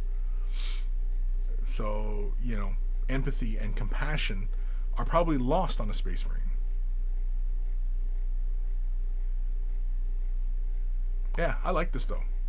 I mean, he could just simply be helping him up. Or he's like, I'm fucking dying, man. He's like, I got you, brother. I'll hold off these assholes, and I'll try and fix you up, and, you know. Yeah, I like it. It's this is a good piece, and the paint job's good. I like the paint job is good. It's clean. I like the weathering on the armor. It's a little intense at some points, but I'm not really critiquing the thing. I like the kind of difference in how the leather has this kind of worn appearance, yet the armor feels very clean, especially on the apothecary. Yeah. No, I like this. This is good. This is good. I think it could have used probably a bigger base. Like, this feels like you're probably still gaming with this, versus if you were going to do this for like a competition type entry. Yeah, I probably would have done this on a bigger base, probably with more, not gore, but like elements of kind of corpses and everything like that. Like, they're on like in a desperate position, and he's trying to comfort the brother who's obviously slipping away, kind of thing, right? Or he's helping him up. But this is a really good one, CSG. Yeah, I like this. Oh, some asshole painting Yadastra. The wannabe painter dumb. So my Iron Warriors have a boss now, mostly painted with oils and enamels, and I learned a few things doing it. All in all, I'm okay with how it came out. Okay. So you've laid it. Looks like you laid the metal down and then started doing like oils and shit like that, and get that weathering. It looks really cool. It's grungy as hell. Is this like work in progress, or is this guy done? The base looks finished to me, but yeah, interesting tone on the skin too. It kind of has like that blue value to it. Oh yeah, we got chapter symbols on it. It's just because I don't see like any color like on the trim or anything like that. Unless of course this was just more of a learning experience, then yeah, keep going.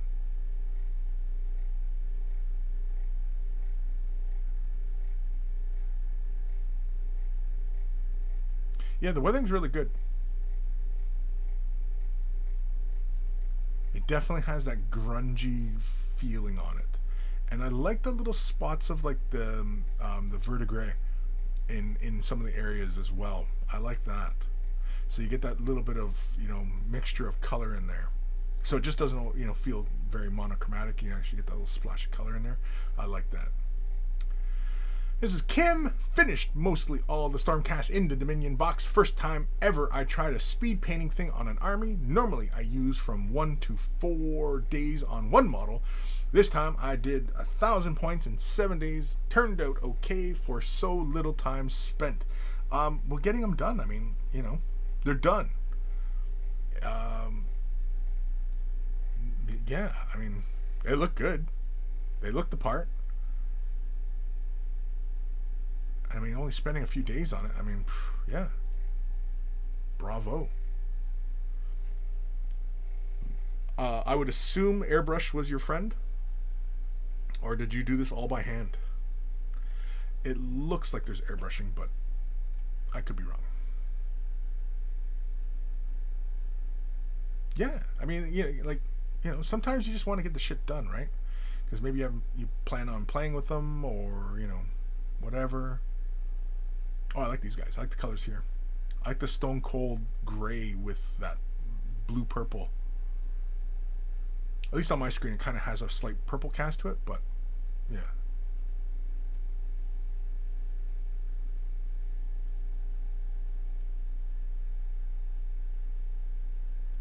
Yeah, man, I dig it. If I ever get around to these Stormcasts, I'll probably do them helmetless. Because you can do both, right, with this kit. It gives you the option for either or. Oh, did we already see all this shit? Yeah, we already saw this. Yeah. Some asshole painting chrome wings. It's just some guy being an asshole. Anyway.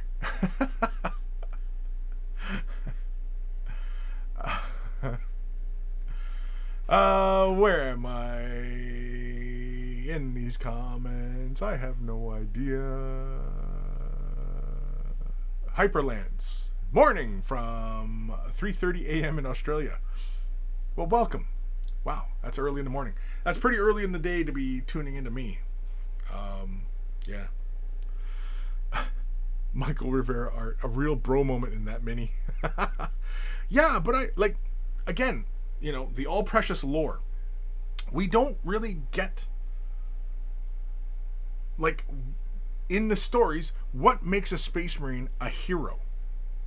What makes a Space Marine a hero? Right? Because they don't really do anything heroic.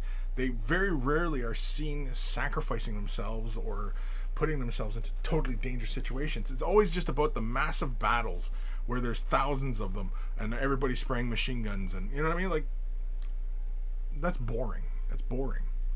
You know? Like, that's not heroic. You know? Heroes put themselves in harm's way for others. That's what heroes do. Right? Being a part of a gun line is not a heroic action. Being with your brothers, sure. But just the act itself, just being there and just spraying, and you know, it's not heroic. Sacrificing yourself so that the rest of your brothers can survive, that's heroic. Right? Sacrificing yourself so that civilians, a village of people, will live another day. That's heroic, you know? But anyway. Again, Space Marines, in my opinion, Space Marines are not heroes. At least the current iteration of them. They're not heroic. I don't understand why it's displayed in such a fashion. Right? Yeah. Nine. Nathaniel, the apothecary is handing out the mercy of the emperor. Chris Galloway, thanks. No problem. Oh, are you CG? Chris Galloway? Yeah, okay. Yeah, I liked it. I liked that piece. I liked it. Yeah. I think like you could have took that theme a little further, and then in fact you probably could you know, if you were serious about doing something, say for a competition or something like that, if that was your aspiration, I have no idea. But if you ever do, I would rework that and probably do more, convert a little bit more, but I'd also make the base a little bit bigger, make it a little bit more diorama, and definitely make it more desperate. Like, you know, feeling a little bit more, you know, it's just the apothecary's there and the brother Marine's dying, and he's trying to comfort his brother, right? Yeah. Kim, no, there is mostly airbrush. Stormcast is my fourth army for Age of Sigmar. Cool. Yeah, so it's mostly airbrush. Okay. Heretic Scott, hey, monkeys, how's it going? Going well.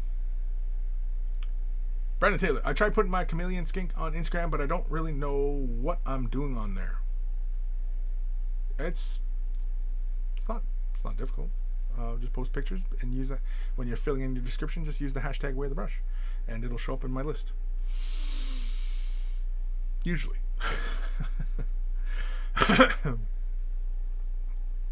Hyperlance, that's Grey Knights, ain't it? Are they?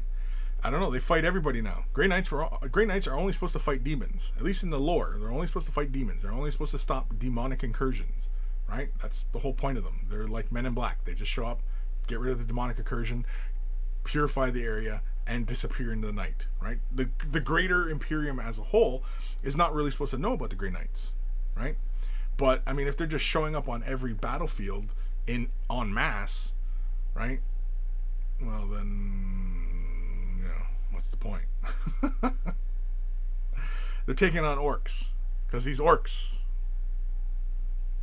need cleansing of psychic energy. Like, come on. Heretic Scott, I'm not sure if I'd even say Space Marines are fearless. At least if they were, they'd maybe be seen as more heroic. Okay, whoa. I'm not sure I'd even say Space Marines are fearless. At least if they were, they'd be seen as more heroic. Yes, exactly. Yeah, and overcoming fear is the act of a hero, right? Yeah. Like there's so many reasons that Space Marines are not heroes, according to all the established material. They're not heroic, and so I'm not sure why they're often viewed in such a fashion as they're heroes, because they're not. They're not heroic. Wannabe Painter Dom. The Iron Warrior is a finished piece. Oh, it is finished? Okay. Yeah, it just looked like you had went with all metal and then weathered the whole thing versus metal and then did like the trim and then other, you could have did like the hazard markings and stuff like that and then weathered it. You know what I mean? But it looked good either way. James Kent, nobody can see your chameleon skink. Is it awesome paint job then? Surely. Yeah, B-Man. No, B-Man is fantastic painter. Yeah, he's been sharing lots of stuff lately. Yeah. The Gim. The Necrons are the real heroes of the 40k universe, sacrificing their bodies to fight the good fight against the Eldar. They should have finished the job, then there would be no Eye of Terror. So, basically, the Necrons are to blame for the Eye of Terror? Is that really what we're saying? Yeah, because like Necrons, yeah, they gave up their flesh to fight the old ones, right? At least in the old lore. I don't know in the latest iteration of Necrons if that's how the timeline kind of plays out, because that was the whole reason for them giving up their flesh, because they were flesh and blood. The Satan tricked them and took their souls and gave them bodies of metal, and you know what I mean, and so they could live forever, right? Blah blah blah blah blah. So, yeah. Could Necrons be seen as heroic by giving up their flesh so that they could fight against the old one, the Eldar, the Krork, and the Jokoro? I guess you could look at it that way. The Necron propaganda machine might look at it that way. Heroic Necrons bravely sacrificing their bodies to continue the fight against the old ones. Yeah. Do the old ones call themselves the old ones? It seems kind of arrogant. We're the old ones, but it's brand new. The universe is new, but we're the old ones. Oh, okay. Hyperlands, LOL. Someone say that to custodians then. Right, well, the custodians, that's another stupid faction that's currently on the tabletop, that in the lore, it makes no sense to have them fighting armies, fighting on battlefields. They're not supposed to. They're supposed to be guarding the Emperor. Isn't that the whole point of the Custodes? Is that they're taking care of the Emperor? They're guarding over him because the Imperium needs the Emperor to shine his light throughout, space. Like, that's the whole point. Because if they fail in that task, the Emperor dies, the light goes out, and everybody's stuck. Right? Isn't that what's supposed to happen? Like, again, right? The inconsistencies. Having custodians on the battlefield is dumb. Having Grey Knights on the battlefield is dumb. Having Space Marines be the main protagonist in the lore of Warhammer 40,000 is dumb. No. It's all dumb. But I mean, it's all made up stuff, and it's Games Workshop. It's their property. They can do whatever they want. They can write whatever they want. If they want to make, the janitors of the Imperial Palace an army faction, they can. They can do it. It's their custodes, right? But yeah, the janitors, the guy who sweeps up after everybody. It's an army, because there would have to be a legion of these people in the Imperium, just in our home solar system. There would have to be legions of actual custodians, right? Janitors. You could muster them into an army and then send them off to mass clean something.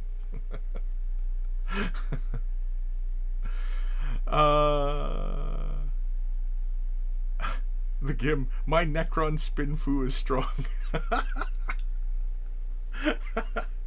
There should be a Necron overlord who is like a propaganda minister, and he's basically, painting Necrons in a positive light. That's his job. His tomb world is the propaganda center of the Necron Empire,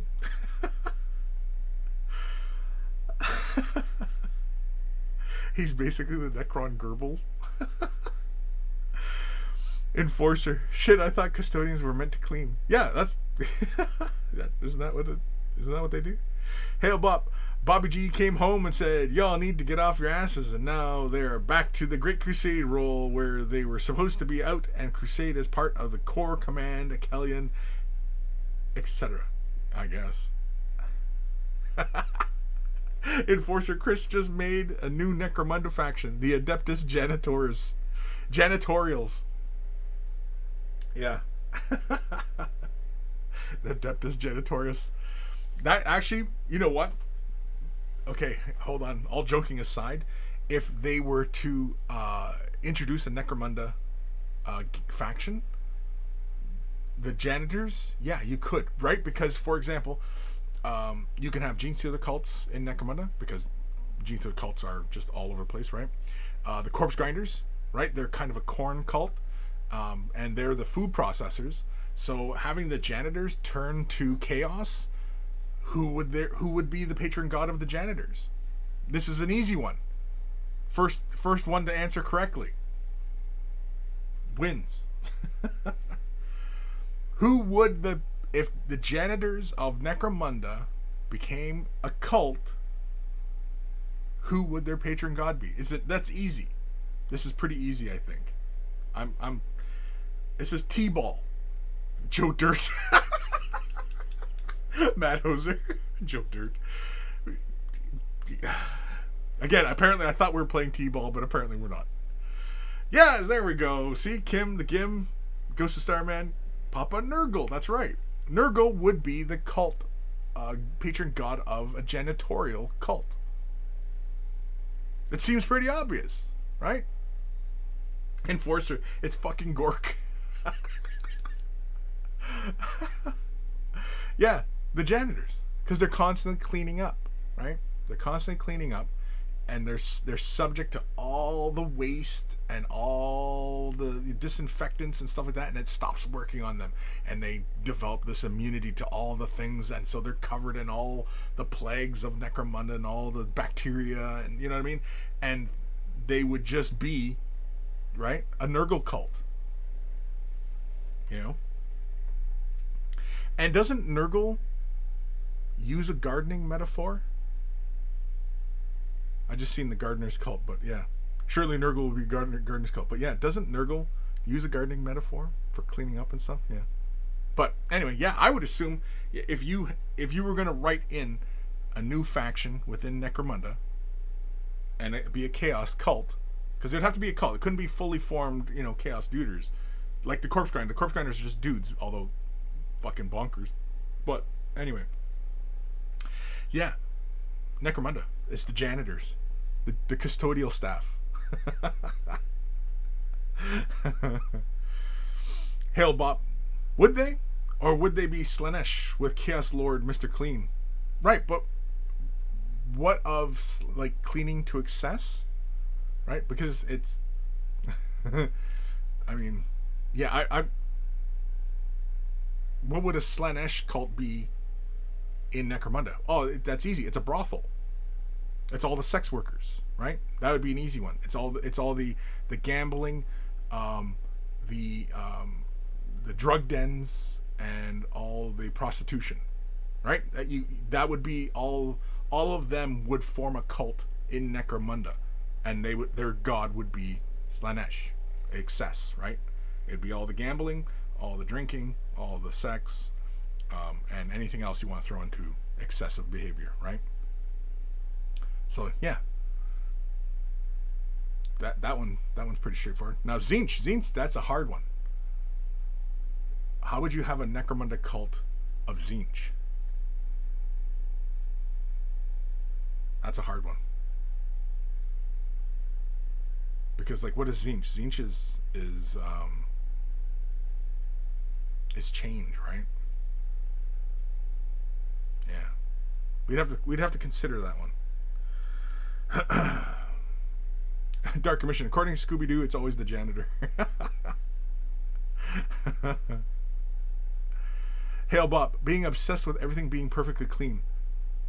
Sure.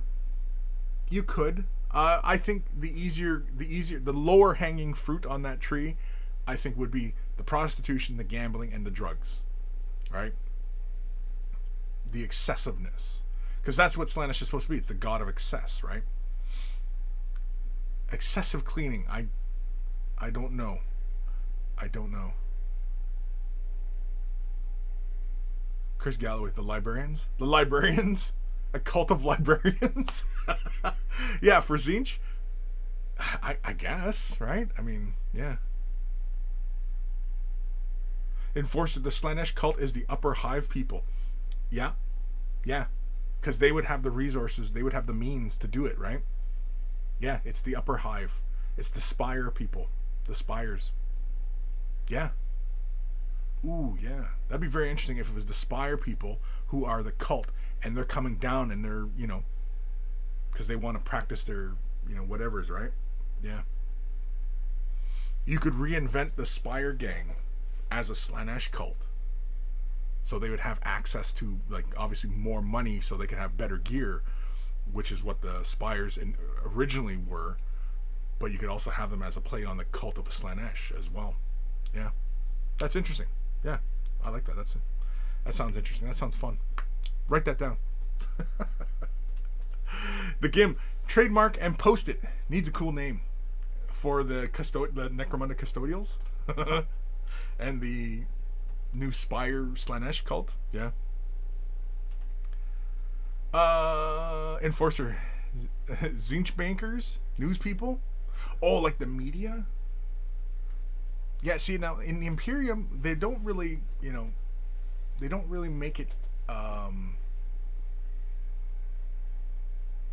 like, as far as modern communications and stuff like that, you know, it's more like 100 years ago, right? It's more like, you know, newsreels and posters and stuff like that, right? It's more old world kind of ideology as far as, you know, controlling propaganda and news information and shit like that, as opposed to the age we currently live in. But yeah, Tzeentch, as far as a cult of Tzeentch on Necromunda, being scribes and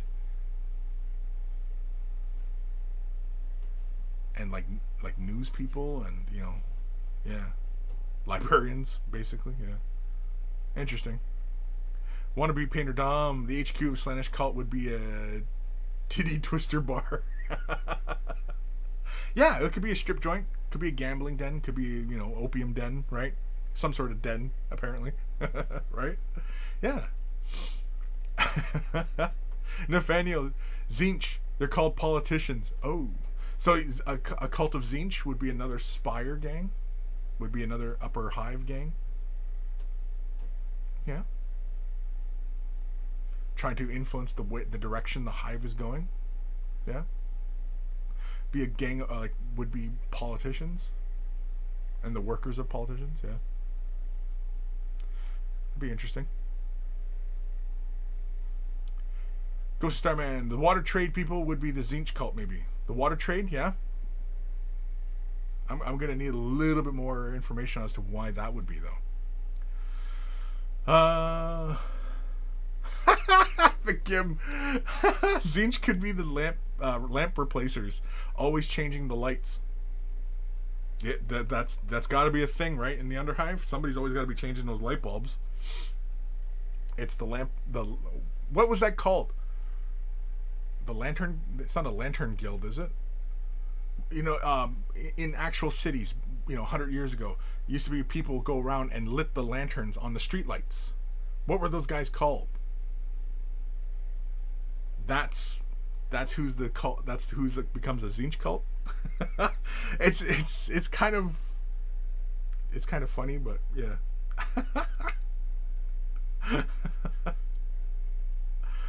Oh man, David Vaughn. Any news on the new Kill Team release date? No idea. Oh man, Ghost of Starman. They change people into water. Oh, they like extract the water out of the people. But why would that be Tzeentch, though? Oh, because they change people into water. So they're converting? I got you. Interesting, yeah. Mad Hoser, gaslighters. Was that what they were called, the gaslighters? That's interesting. because in the context of the modern lexicon, right, gaslighting is something else. Yet 100 years ago, gaslighters was a profession, as opposed to today how we use the term, right, gaslighting. But yet, that actually would be quite fitting that the cult of change, the cult of Tzeentch, would be gaslighters, because they were the ones who were, constantly, replacing items, right? They were kind of a fix-it crew, going around, like the daily maintenance crews, going around changing light bulbs and replacing stairs and, redoing a paint job, and, you know what I mean? It's interesting, right? Yeah. Yeah, I think, Matt Hoser, I think you're right. Gaslighters. I think that's what they were called. And yet gaslighting is something else now. And yet the term on how we use it today, it does actually kind of fit within the context of making a Tzeentch gang out of it, right? That's interesting. Yeah. James Kent, how many cultists does it take to change a light bulb? Now we're already making jokes about it now. It's not even a real thing. We're just making it up. We're just speculating here. Hail Bop, lamp-lighters? Is that the term? Lantneers and Nathaniel? Yeah. The GIM Lamp-Lighters Guild? Yeah, I thought it was. I thought they were called a guild, and but I think Mad Hoser's right. The gaslighters. I think that's what they were. I don't know. I can't remember. Somebody just find the Google Doc or the Wikipedia, whatever the fuck, and post it in the Discord, because yeah, it's kind of fun. Ghost of Starman, be like they could obsess over changing states of water as gas, liquid, and solid, and how it flows through everyone. Oh, they get like all deeply spiritual about it. Yeah. Ghost of Starman, gaslight, gatekeep, girl boss. Yeah. The Wannabe Painter Dom. In my town, these guys were called night watchers. They lit the lights and called loudly the time, walking in the streets until morning light. Okay, night watchers. I thought that was something else, but yeah, because I was just thinking that because I remember I was watching something, and it was about New York City in the mid 1800s, and there were people whose job was to go around and light the street lights. But yeah, it is lamplighters. Yeah, it is lamplighters. Okay, posted the link in the doc. In the doc? No, I said post in the Discord. Lamplighters. Okay. A lamplighter is a person employed to light and maintain a candle or light gas street lights. Very few exist today, as most gas street lighting has long been replaced by electric lamps. Their services were no longer required by 1899 when electrical systems were installed in the U.S. Okay. Interesting. Yeah.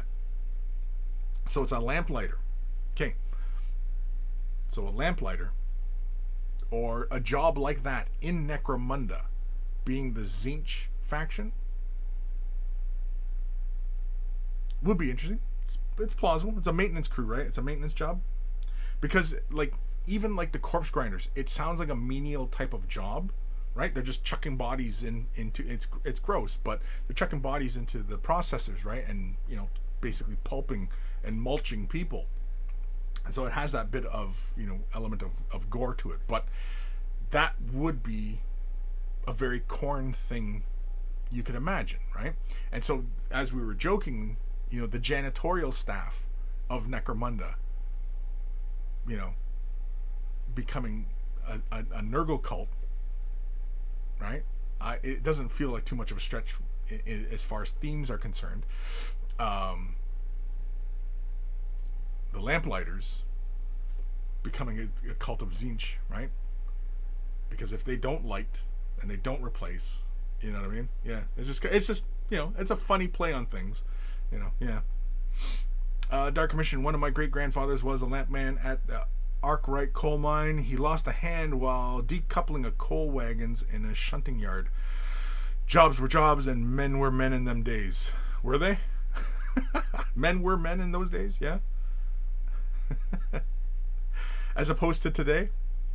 Men aren't men today? No? So none of us were men today, but men back then losing their hands. Because, losing your hand at a job is either because you did it improperly, you weren't paying attention, or safety regulations were not in place to guarantee your safety. So men being men, I don't know. Whenever I hear that argument, yeah, I'm kind of meh. It's just like, it's basically like the Make America Great Again, right? And it should be like the 1950s. Well, it's a fantasized version of the 1950s they're often talking about. But, basically, when there was segregation, that's what we're talking about. That was when America was great. There was segregation. Women couldn't vote. That's what we're talking about.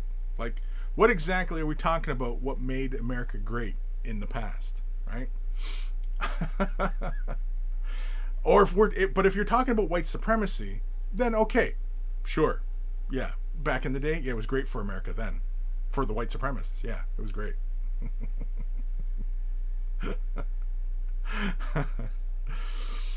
Oh man. James Kent, Nurgle cultists using chain mops. Yeah, like nunchucks.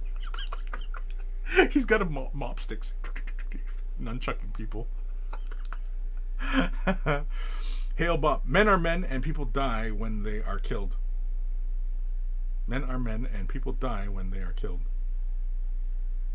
I don't know what that means. Nathaniel, any mails today? Yeah, we got mails. Yeah, we already did the Instagrams, right?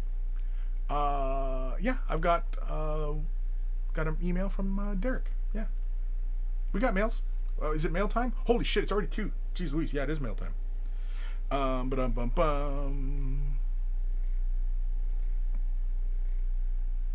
The war painter Dom. Have to see you, good old cultist. I don't know what that means. Enforcer, make America great again? Were we ever really great? I don't think so. Well, you can argue one way or the other, I suppose. But yeah. It all depends on what your definition of great means, really. Is because I'm sure for many today is the greatest, although the current state of things I kind of doubt that. But Ghost Starman, there are males but not males because there are no real men anymore apparently. Yeah, exactly right. There are males but not males because there are no real men anymore apparently. Yeah, exactly right. So when you encounter that when men were men, like, okay, what, they could smack their wife, right? They could beat their wife, they could beat their kids, like those that was when men were men. Like, what are we talking about when we say when men were men, right? Oh shit. Mad Hoser, drinking and smoking in the office. Yeah, right. Jabba's left nut. What made America great?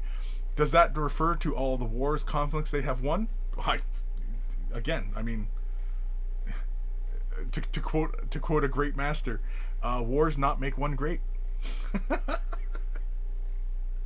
The Gim, the most exalted and royal lamplighter guild of Necromunda, bringing you light to the darkest places. No dark uprisings on our watch. That's good. Gim, are you like the propaganda minister? Is that who you are? Is that your new role? You're the propaganda minister, working for the Necrons. Hail Bop, Enforcer loses his automatic transmission. Oh shit. Enforcer, men were men when men was manly men. Jesus. Ghost of Starman Deluxe, you can beat your kids now, you just go to jail. Right, exactly. There's consequences now. Inquisitor, France has won more wars than the US. Has it? I suppose, because France has been around longer, right? It's got a longer history. So, yeah, if you're talking about win-loss ratios, it's like when you're comparing stats from Call of Duty. You know, you're looking at your buddy's win-loss ratio. Yeah, America's like, yeah, we've won quite a few wars in the last, 200 years. France has been around a little bit longer, So I mean, yeah, if you're just going by pure stats, yeah, the countries that are older are gonna have and have fought a lot of wars are gonna have better stats, right? Enforcer, but U.S. has won more revolutions than France. Again, it's all pissing contest. Again, to quote a great master, wars not make one great. Mad Hoser, I have located a picture of the GIM posted in the doc. Oh no. Fucking guys. Hold on, let me go. Is it this one? Yeah. Bring out your dead. I'm not dead yet. Is that the one? Yeah. I gotta be careful of the dick pics, because the danger is real. I like that meme. Ma, they're posting weird shit again. Jeez. Alright. Oh man, I gotta quit doing that. How do I get it off a cell? Okay, you guys need to arrange your cells. Or I guess I can do like last time. I'll just delete cells once we get into doing the draw. Alright, we gotta do an email. Because holy crap, yeah, we're already 8 minutes OT. So let's do an email. I can close this window now, I suppose. What's this? Yeah, it was the Iraqi propaganda mess. Yeah, I know. I got it. It was funny. I lulled. The lulls were had. Okay. Email time. If you are wearing headphones, turn them up or down, because here it comes. Let's do this one. Why do you email time.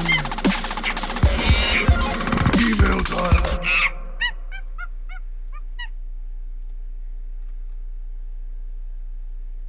Is it done? Oh, it's done.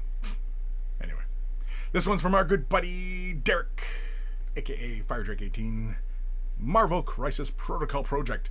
Hello, Kris and Monkeys. I'm just showing you what I've been working on this week. Just a quick and dirty tabletop ready Iron Fist.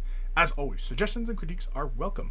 Just remember, whether your eyes are bleeding over over how exquisite your model is, or how painful it is to look upon, Korn is happy. FireDrake18, aka I need money. FireDrake18, aka I need money. Man, I should change that to my handle too. AKA I need money. Anyway, so Iron Fist. I've shared my opinions on the Netflix show. That this is the weakest of them. Oh, he's got a little dragon. That's kind of cool. I like that. I mean, comic Iron Fist is cool. TV show Iron Fist, kind of blue goats. It was donkey balls. It was not good. I like it. I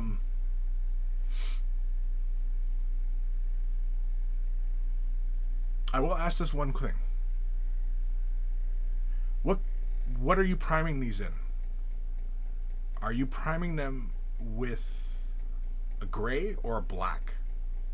Because like a model like this, where it is predominantly light values, do not use a dark gray. Use a light gray to a white primer. You will find your life a little bit easier if you're having to build up a lot of tones.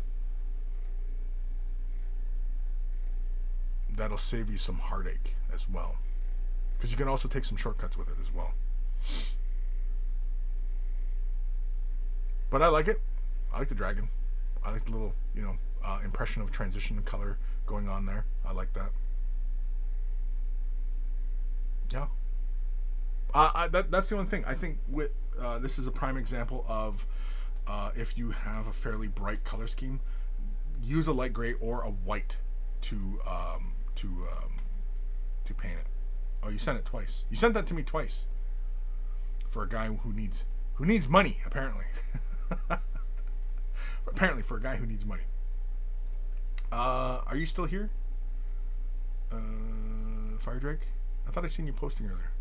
No? Oh. James Kent, Power Man and Iron Fist was one of my favorite comics growing up. Oh, really? But that TV show, yeah, the Netflix Iron Fist, yeah, that was weak.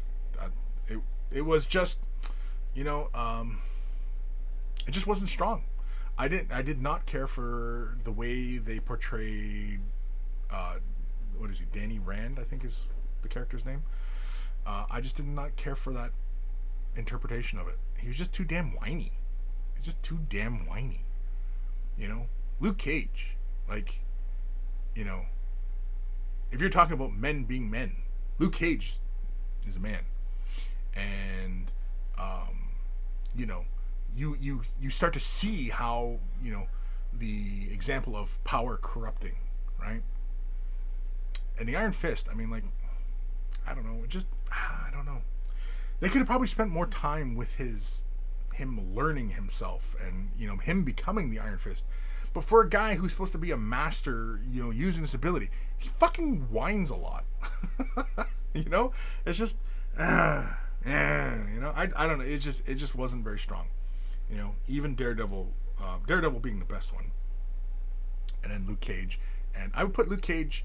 It's kind of a tough call because I watched like Jessica Jones. I like Jessica Jones. Jessica Jones was a good one.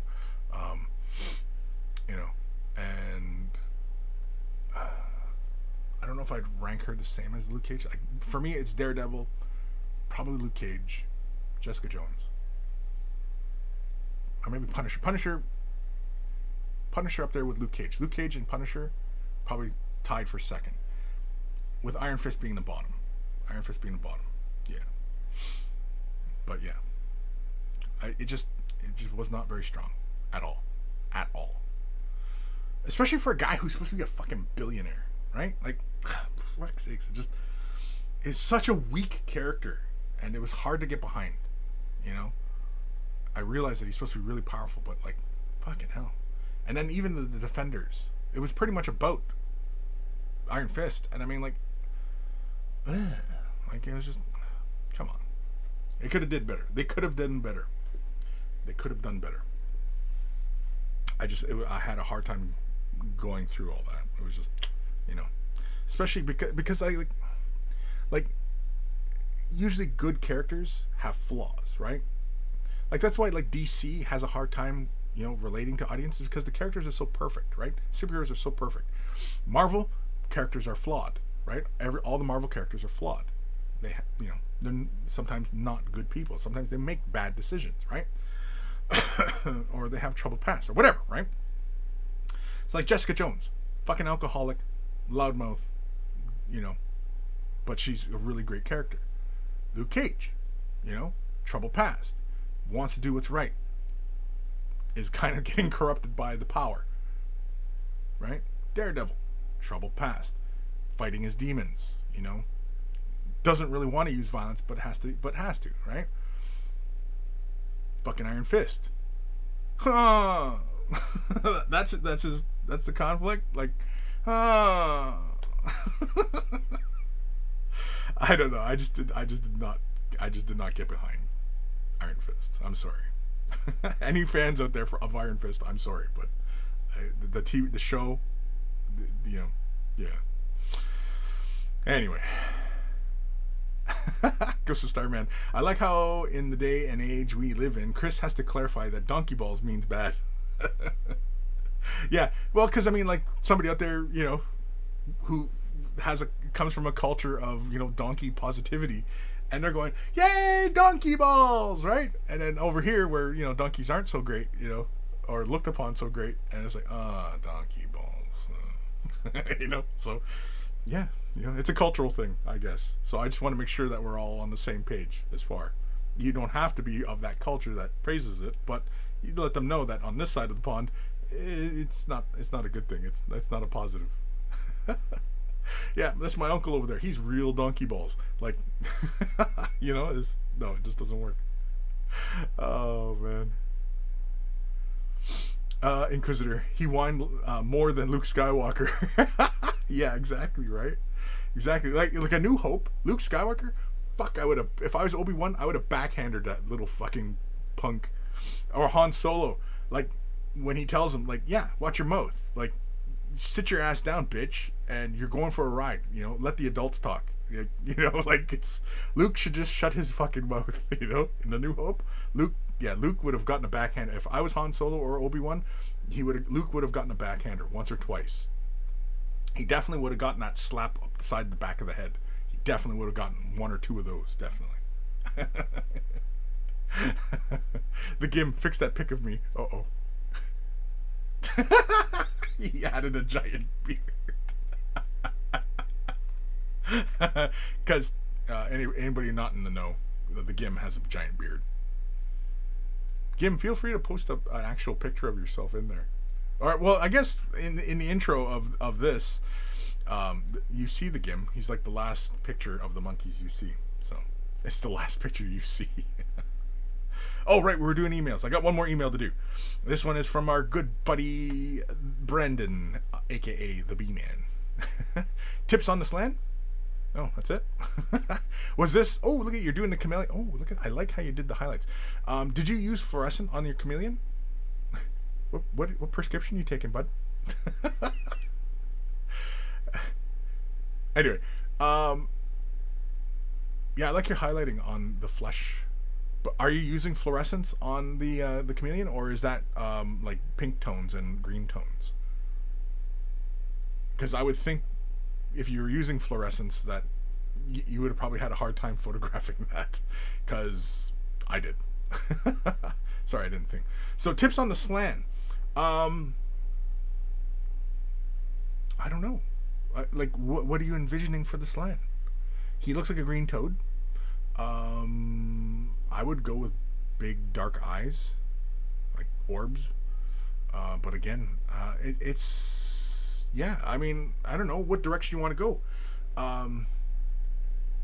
Obviously, taking your inspiration from nature is definitely a big one. If you want to stick within the green, you know, maybe go with a lighter tone for the belly and like the undertone, like the undervalue, like what would be from starting like under the jaw and run towards the belly. You know what I mean? You know, that could be a different value, lighter value.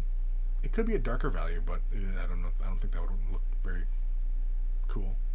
Spots, stripes, mottled pattern, you know, to add visual interest. You know, a lot of green frogs. I mean, like he looks more like a tree frog, right? Like if you ever Google like a tree frog, they're just that solid green color. Although I think some of them have a lighter tone under their bellies. Yeah, it really is just what are you envisioning for this slan? Yeah, tree frogs. Yeah, they're often the solid green. Ooh, yeah, you go even something like this. Here, like let me change windows there. Yeah, like even Buddy with the bright red eyes and the orange fingers, and he's got like the green on the on the upper portions, but he's light on under his jaw and running down his belly, and yet he goes to a bright orange at his fingertips with the bright red eyes. I think that's a way to go. You could also go with like this guy with golden eyes, and he's still light on his underbellies, but he's got those brown values along the side, and like I think, what is that? Like his ears on the side, right behind his eyes, but even by his nostrils, he's got those brown values. I mean, personally, I like this. This is really cool. You know, he's got the bright orange. He's even got the hints of blue. That could be just pushing the saturation values, but yeah. He's just happy as shit, apparently. Yeah. That looks like the slan right there. That looks like a slan right there. He's got the golden eyes, lighter values. You can add spots, you know, different values in there. Again, I mean, like, this is just one interpretation off of, you know, looking at the pictures. Am I? Yeah. Yeah.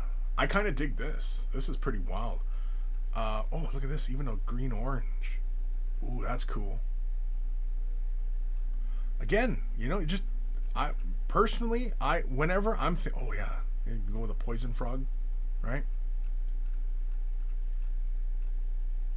I mean, again, just look at nature and then play off of what you're seeing. You don't have to do it as a realistic interpretation. I like the coloring on this guy. That real light, almost blue-green. That's just really cool. Look at this guy. He's pink. He's pink. For God's sakes, it's a pink frog. Like, man, like you go all over the place with these guys. This little guy, he's got spots, right? Again, it's entirely up to you. I don't know what direction you want to go, what you are envisioning. This is really just more or less just kind of a starting point, because you don't have to interpret those colors exactly. You can play off of them for the similar kind of impression, the kind of vibe, right? But yeah, man, I mean, you can go anywhere. You can go anywhere. And really, I guess it's entirely up to you as to, how you want to paint it, right? B.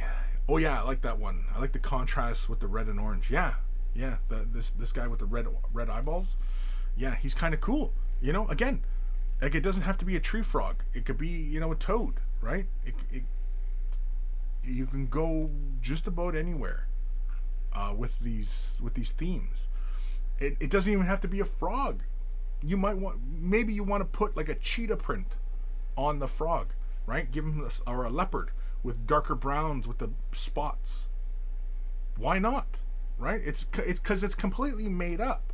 So, sure, we expect a certain thing when looking at something, right? We see a slan who looks like a frog or toad, and so we expect those kind of greens, right? But he doesn't have to be. He can be bright reds, he can be blues, he can be black, he can be white, he can be whatever you want, because it's made up, right? It's completely made up, and it's fantasy. And he can even be metallic. Why not, right? There's no reason why he couldn't be any of those things. There's no reason. It's completely made up. All right. One last notification. What time we at? Holy cramoles, we're almost 2:30. Link in the chat if you're on YouTube. Link is in the description. If you're on Twitter or Twitch, I just posted it in the chat again. Go to that link, put your name in, find a spot, put your name in, and then we are going to do the draw. What are we doing? What did we decide? It was either between the Space Wolf or Archaeon, right? Okay. Everybody, let me know in the chat. Which model are we giving away? Are we giving away the Space Wolf? Are we giving away Archon? Are we giving away the Bone Singer? Are we giving away the Exalted Champion of Chaos on foot? You let me know right now. Whatever one I see the most, that's what we're giving away. Dark Commission Stoner Frog. James and Kent, looking at those frogs, nature is a better painter. Definitely, nature is. Every human endeavor that it tries to emulate nature is pales in comparison. The nature, yeah, but I mean, we're talking about billions of years of evolution, so how can you compete? Inquisitor thought, be careful with the reds unless you want a Christmas slan. Yeah, I mean, one way to be careful with that, right, is because when you look at the frog that has the big red eyes, it pushes the red. Actually isn't like a saturated, it's not like a fire engine red, it's more like an orangey red. It's like a fiery red. And so the green, yeah, you can push the green towards more yellow, you can push the greens towards more blue. Excuse me, I don't have any more coffee either. But yeah, so yeah. Where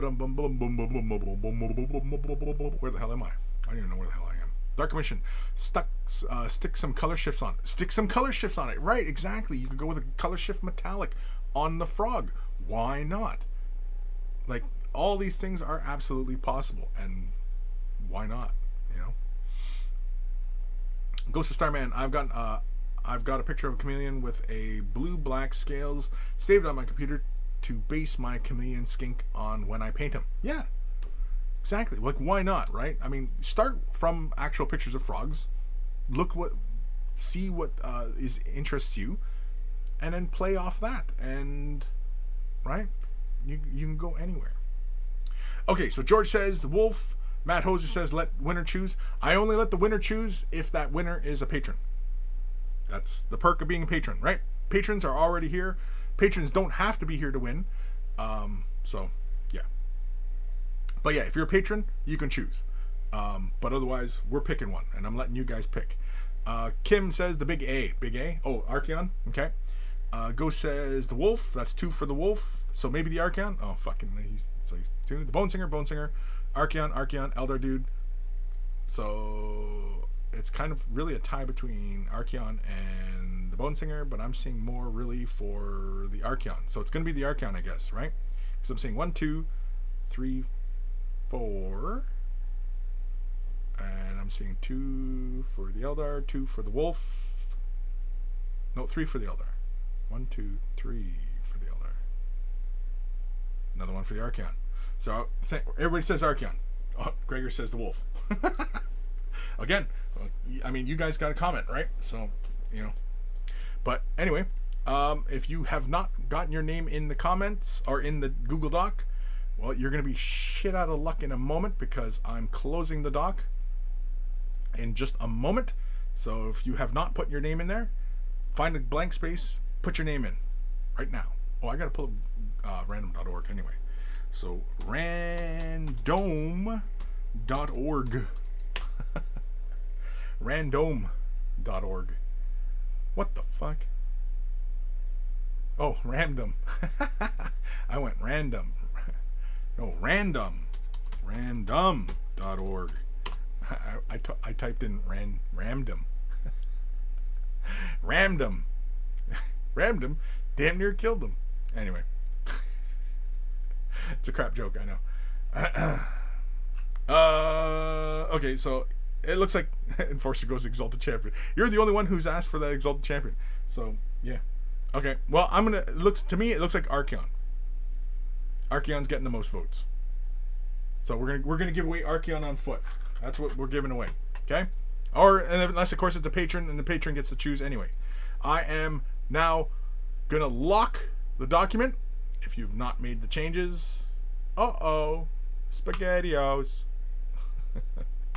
Okay, document's locked. You guys can't make changes anymore. And we're giving away the Archaeon on foot. This was Games Day 04 that this model was out.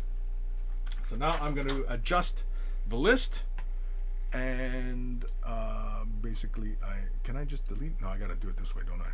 Back and now. How come I can't do that? There we go. How did I do this last time? I just deleted this cell. Now why isn't it showing me that I can just do that? Ugh.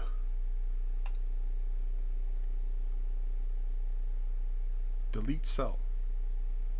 Shift up. There we go. That's what it is. Delete cell. Shift up. There's got to be a command for this, because this is kind of tedious. Delete cell. Shift up. Sorry, this is going to take me a second here, kids. Delete cell. Shift up. Delete cell. Shift up. Delete cell. Shift up. Delete both those cells. And shift up. Yeah, there we go. So doing 2 at a time I can do. Delete cell. Shift up. Everybody listening is like, what the fuck is he doing? Delete cell. Shift up. Delete cell. Shift up. There's got to be a fucking hotkey for this, because this is tedious as balls. Or I just have to work out a better way of doing these giveaways. No, that's not going to happen. This way is too much fun, because this is kind of like, it's like graffiti on a wall, and everybody is just kind of leaving their mark. And I kind of like that. I kind of like, you know, it has a little bit of personality. And of course, you guys all know me. I don't like to do things the usual way. I like mixing things up. I like out of the box. Yeah. Because you know, Kris gets bored, and you know, the usual is just boring to me. Like, yeah, okay, great, because it shows a lack of thinking. And innovation is always oh shit, did I fuck that up? No, okay, I did it right. Innovation always comes from looking for answers outside the norm. Why does it always look like I messed that up?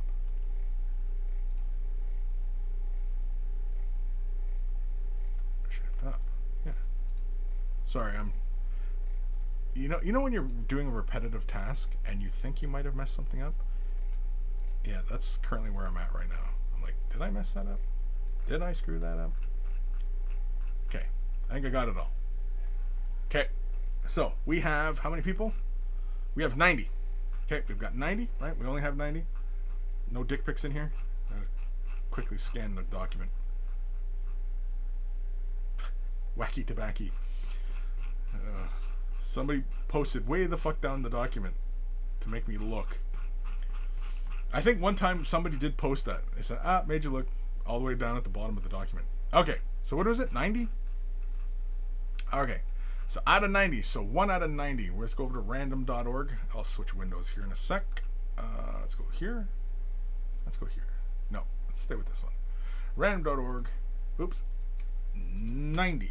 Okay, so like I said, when doing these giveaways, I always click this 3 times. On the 3rd time is the accepted result, and that winner will win Archaeon.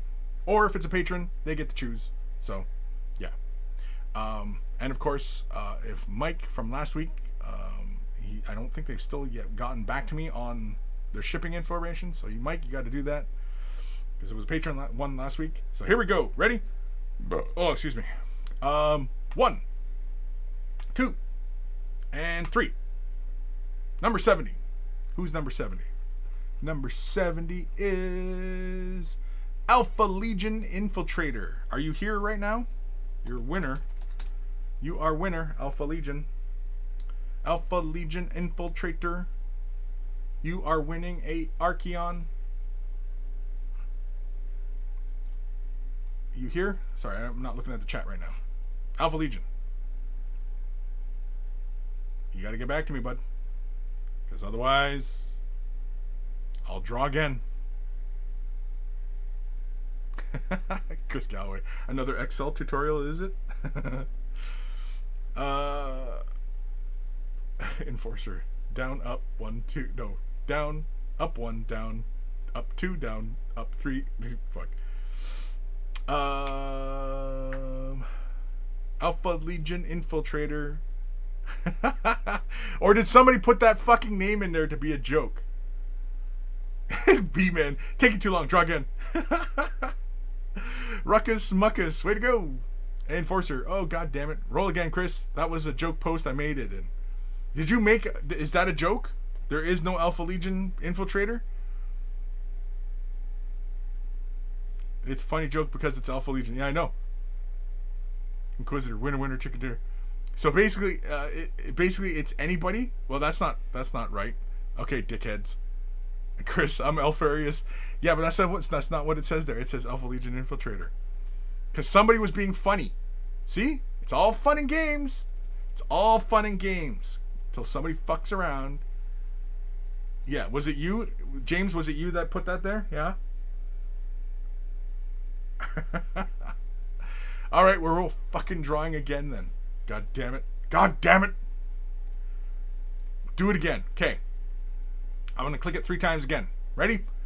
1, 2, 3. It's number 4. Who's number 4? Better be a real person. Jasper Batcher. I think that might be a patron. Jasper Batcher. You are winner. Winner, winner. Winner. Friendly, friendly. Right? Jasper Batcher. Jasper Batcher is our winner. Now, I think Jasper is a patron, and so I don't know if they're here. James Kent, the code for deleting cells is up, up, down, down, left, right, AB. Select start. Anyway. Where are you at, Batch? Well, if Jasper is a patron, which I have to double check now, because the font says that I put that there. I guess I gotta check my other documents, but anyway. Let me just double check my patron list here. Hold on. Jasper.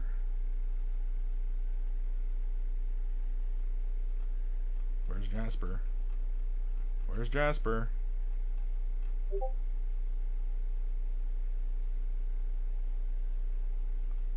Somebody being helpful on Discord. Thank you. Jasper. Yeah, Jasper is... Oh, Jasper is... Okay. Okay. All right. Yeah. So Jasper is a winner. Jasper is a patron. A current patron. So, yes. All right. There we go. So Jasper, you won. You win. I'm gonna send you a thingy, a message on Patreon for your shipping information, so I can send this off to you. Do you want the Archaeon, or do you want like the Space Wolf Sternhammer, or do you want the Eldar, or do you want the Exalted Champion? I'll send you the message. But yes, Jasper is a patron, and so Jasper will get the Archaeon or whatever the hell they want. Yeah, there we are. Sorcerer. Avier. How the fuck do you say that? Sarian? Yeah, I just seen that. That's you, Jasper. But anyway, congratulations, Jasper, or Saranen Avier. That's Jasper. In case anybody wants to know who the real name. Goes to Starman. Just hit the power button that gets rid of all the empty cells. Next time, we'll hit that button.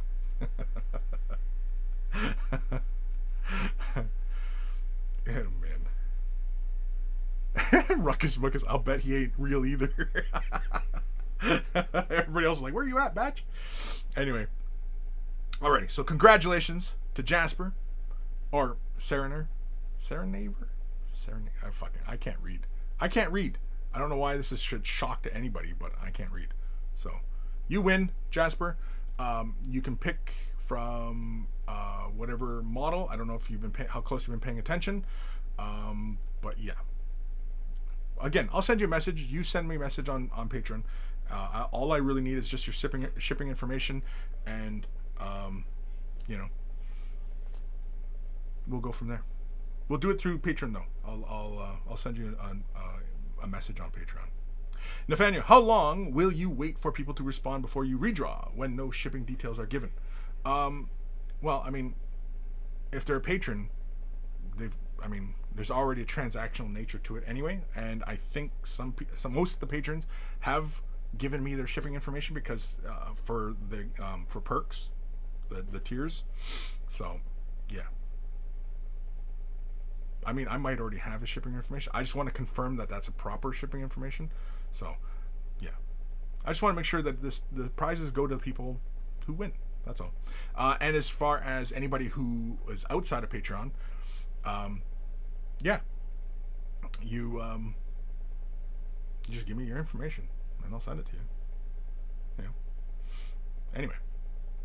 Lone Wind, howdy. James Kent, well done on winning the car. Oh, and that's Monkeybot talking. Monkeybot's talking. B-Man, Alt F4, easy delete cells. Yeah, we're not doing that. We're not doing it. We're not doing it at all. Okay, so we can close this one out. Yeah, we can close this doc. It's closed. You guys can't adjust it anymore. Can't mess with it. So stay tuned for next week, because we will do another giveaway, no matter what occurs. Sorry, I'm just cleaning up emails. There we go. We can close that. We can close random.org. Random. Yeah, we're done. I think we're done. We did the giveaway. Congratulations to Jasper for the win. I'm going to shoot you a message on Patreon. And of course, last week's winner was Michael Irby. I sent you a message on Patreon. I don't know if you've gotten back to me. I didn't see any notifications that you got back to me. So you got to get back to me, man. You got to get back to me so I can send you your prize, which was Sternhammer. Unless, of course, you want a different one. But you can't take Archaeon because, well, that was what we were giving away. But Jasper hasn't gotten back to me yet either. I haven't sent a message yet. But getting ahead of ourselves anyway. So, anyway, if you're brand new to this hobby, you want some help with the color scheme, maybe you want to show off what you're working on, maybe a commission painting service, and you want to just draw some exposure, whatever it is, send your questions and emails to Kris at Way of the Brush. It is in the description below. If you're going to send pictures, send them as attachments. Don't send them off as links to other sites. Of course, you can also send, use the hashtag Way of the Brush as well on Instagram. That's another way as well, because we do 2 segments like that in the show.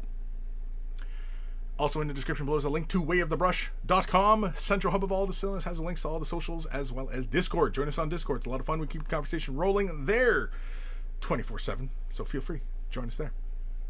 Or just lurk. Whatever it is. Discord. It's a lot of fun. Discord's becoming like the next big tech thing. Social platform. It's a lot of fun. Discord. It's easy, and it's the sound is great and all that. Whatever, right? Anyway.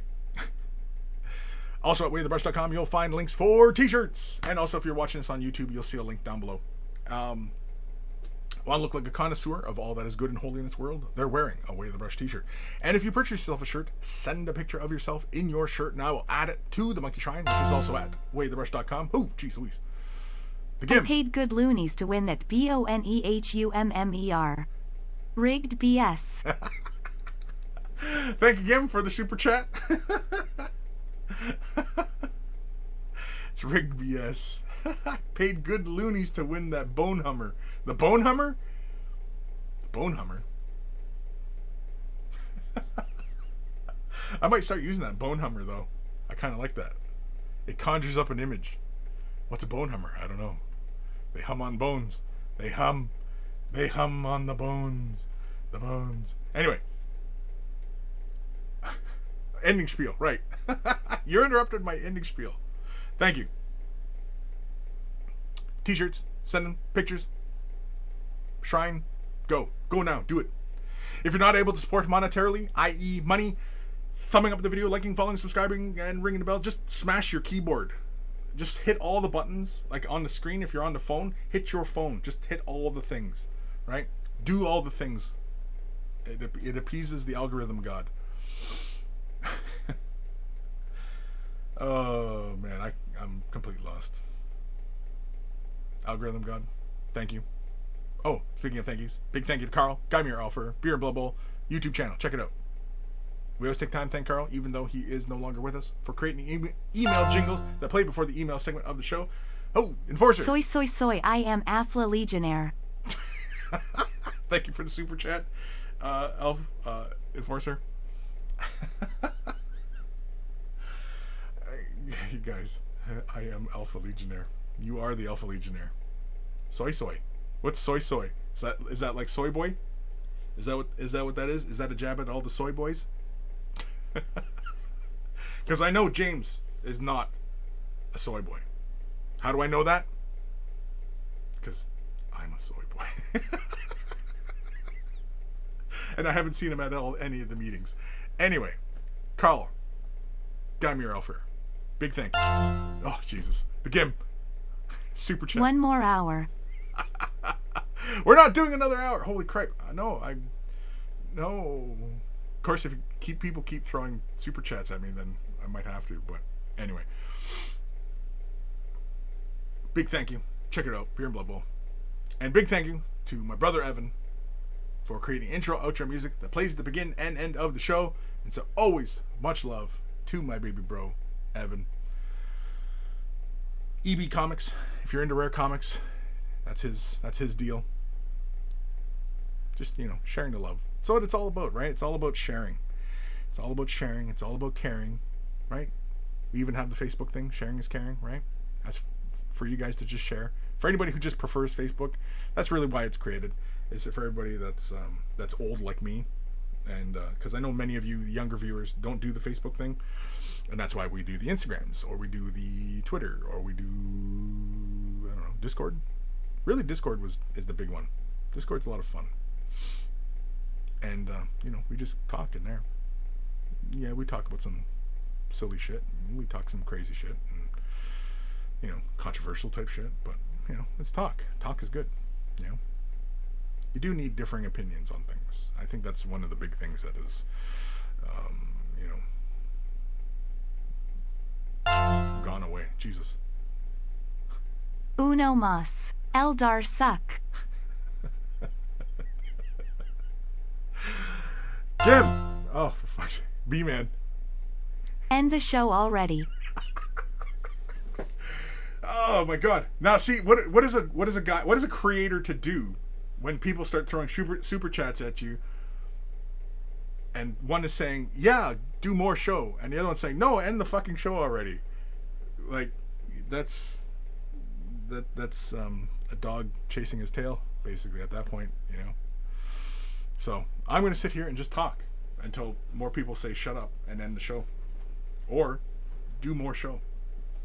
Cuz you know, we are having laughs, and I am all about having laughs, as everyone knows. I mean, I'm pretty much done at this point.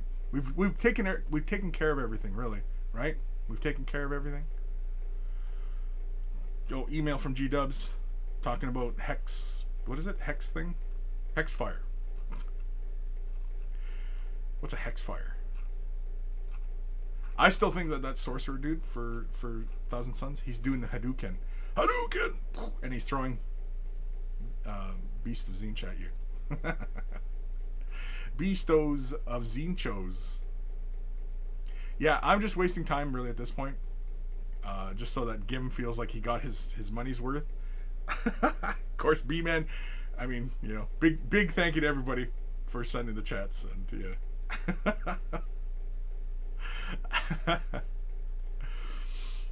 Fire Drake. Either way, I think either way you win. Yeah, either way I win, right? Winning is the tiger blood. You got to have tiger blood to win.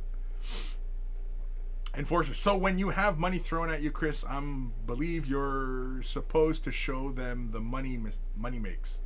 Them the money makes? I don't know what that means. The money maker? Is that what you're saying? Show them the money maker? Oi. I am splurging all over you. Splurging. Just a big jerk fest going on right now.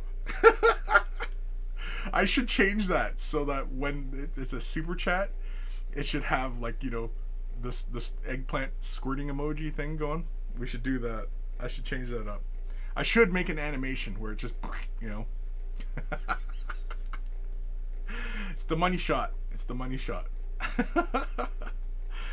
Alrighty. Thank you, boys.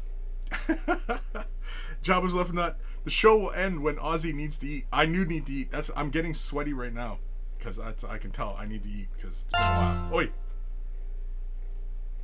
Shirts off strip shotgun beer mentioned Fight Club this once for you Dark Commission.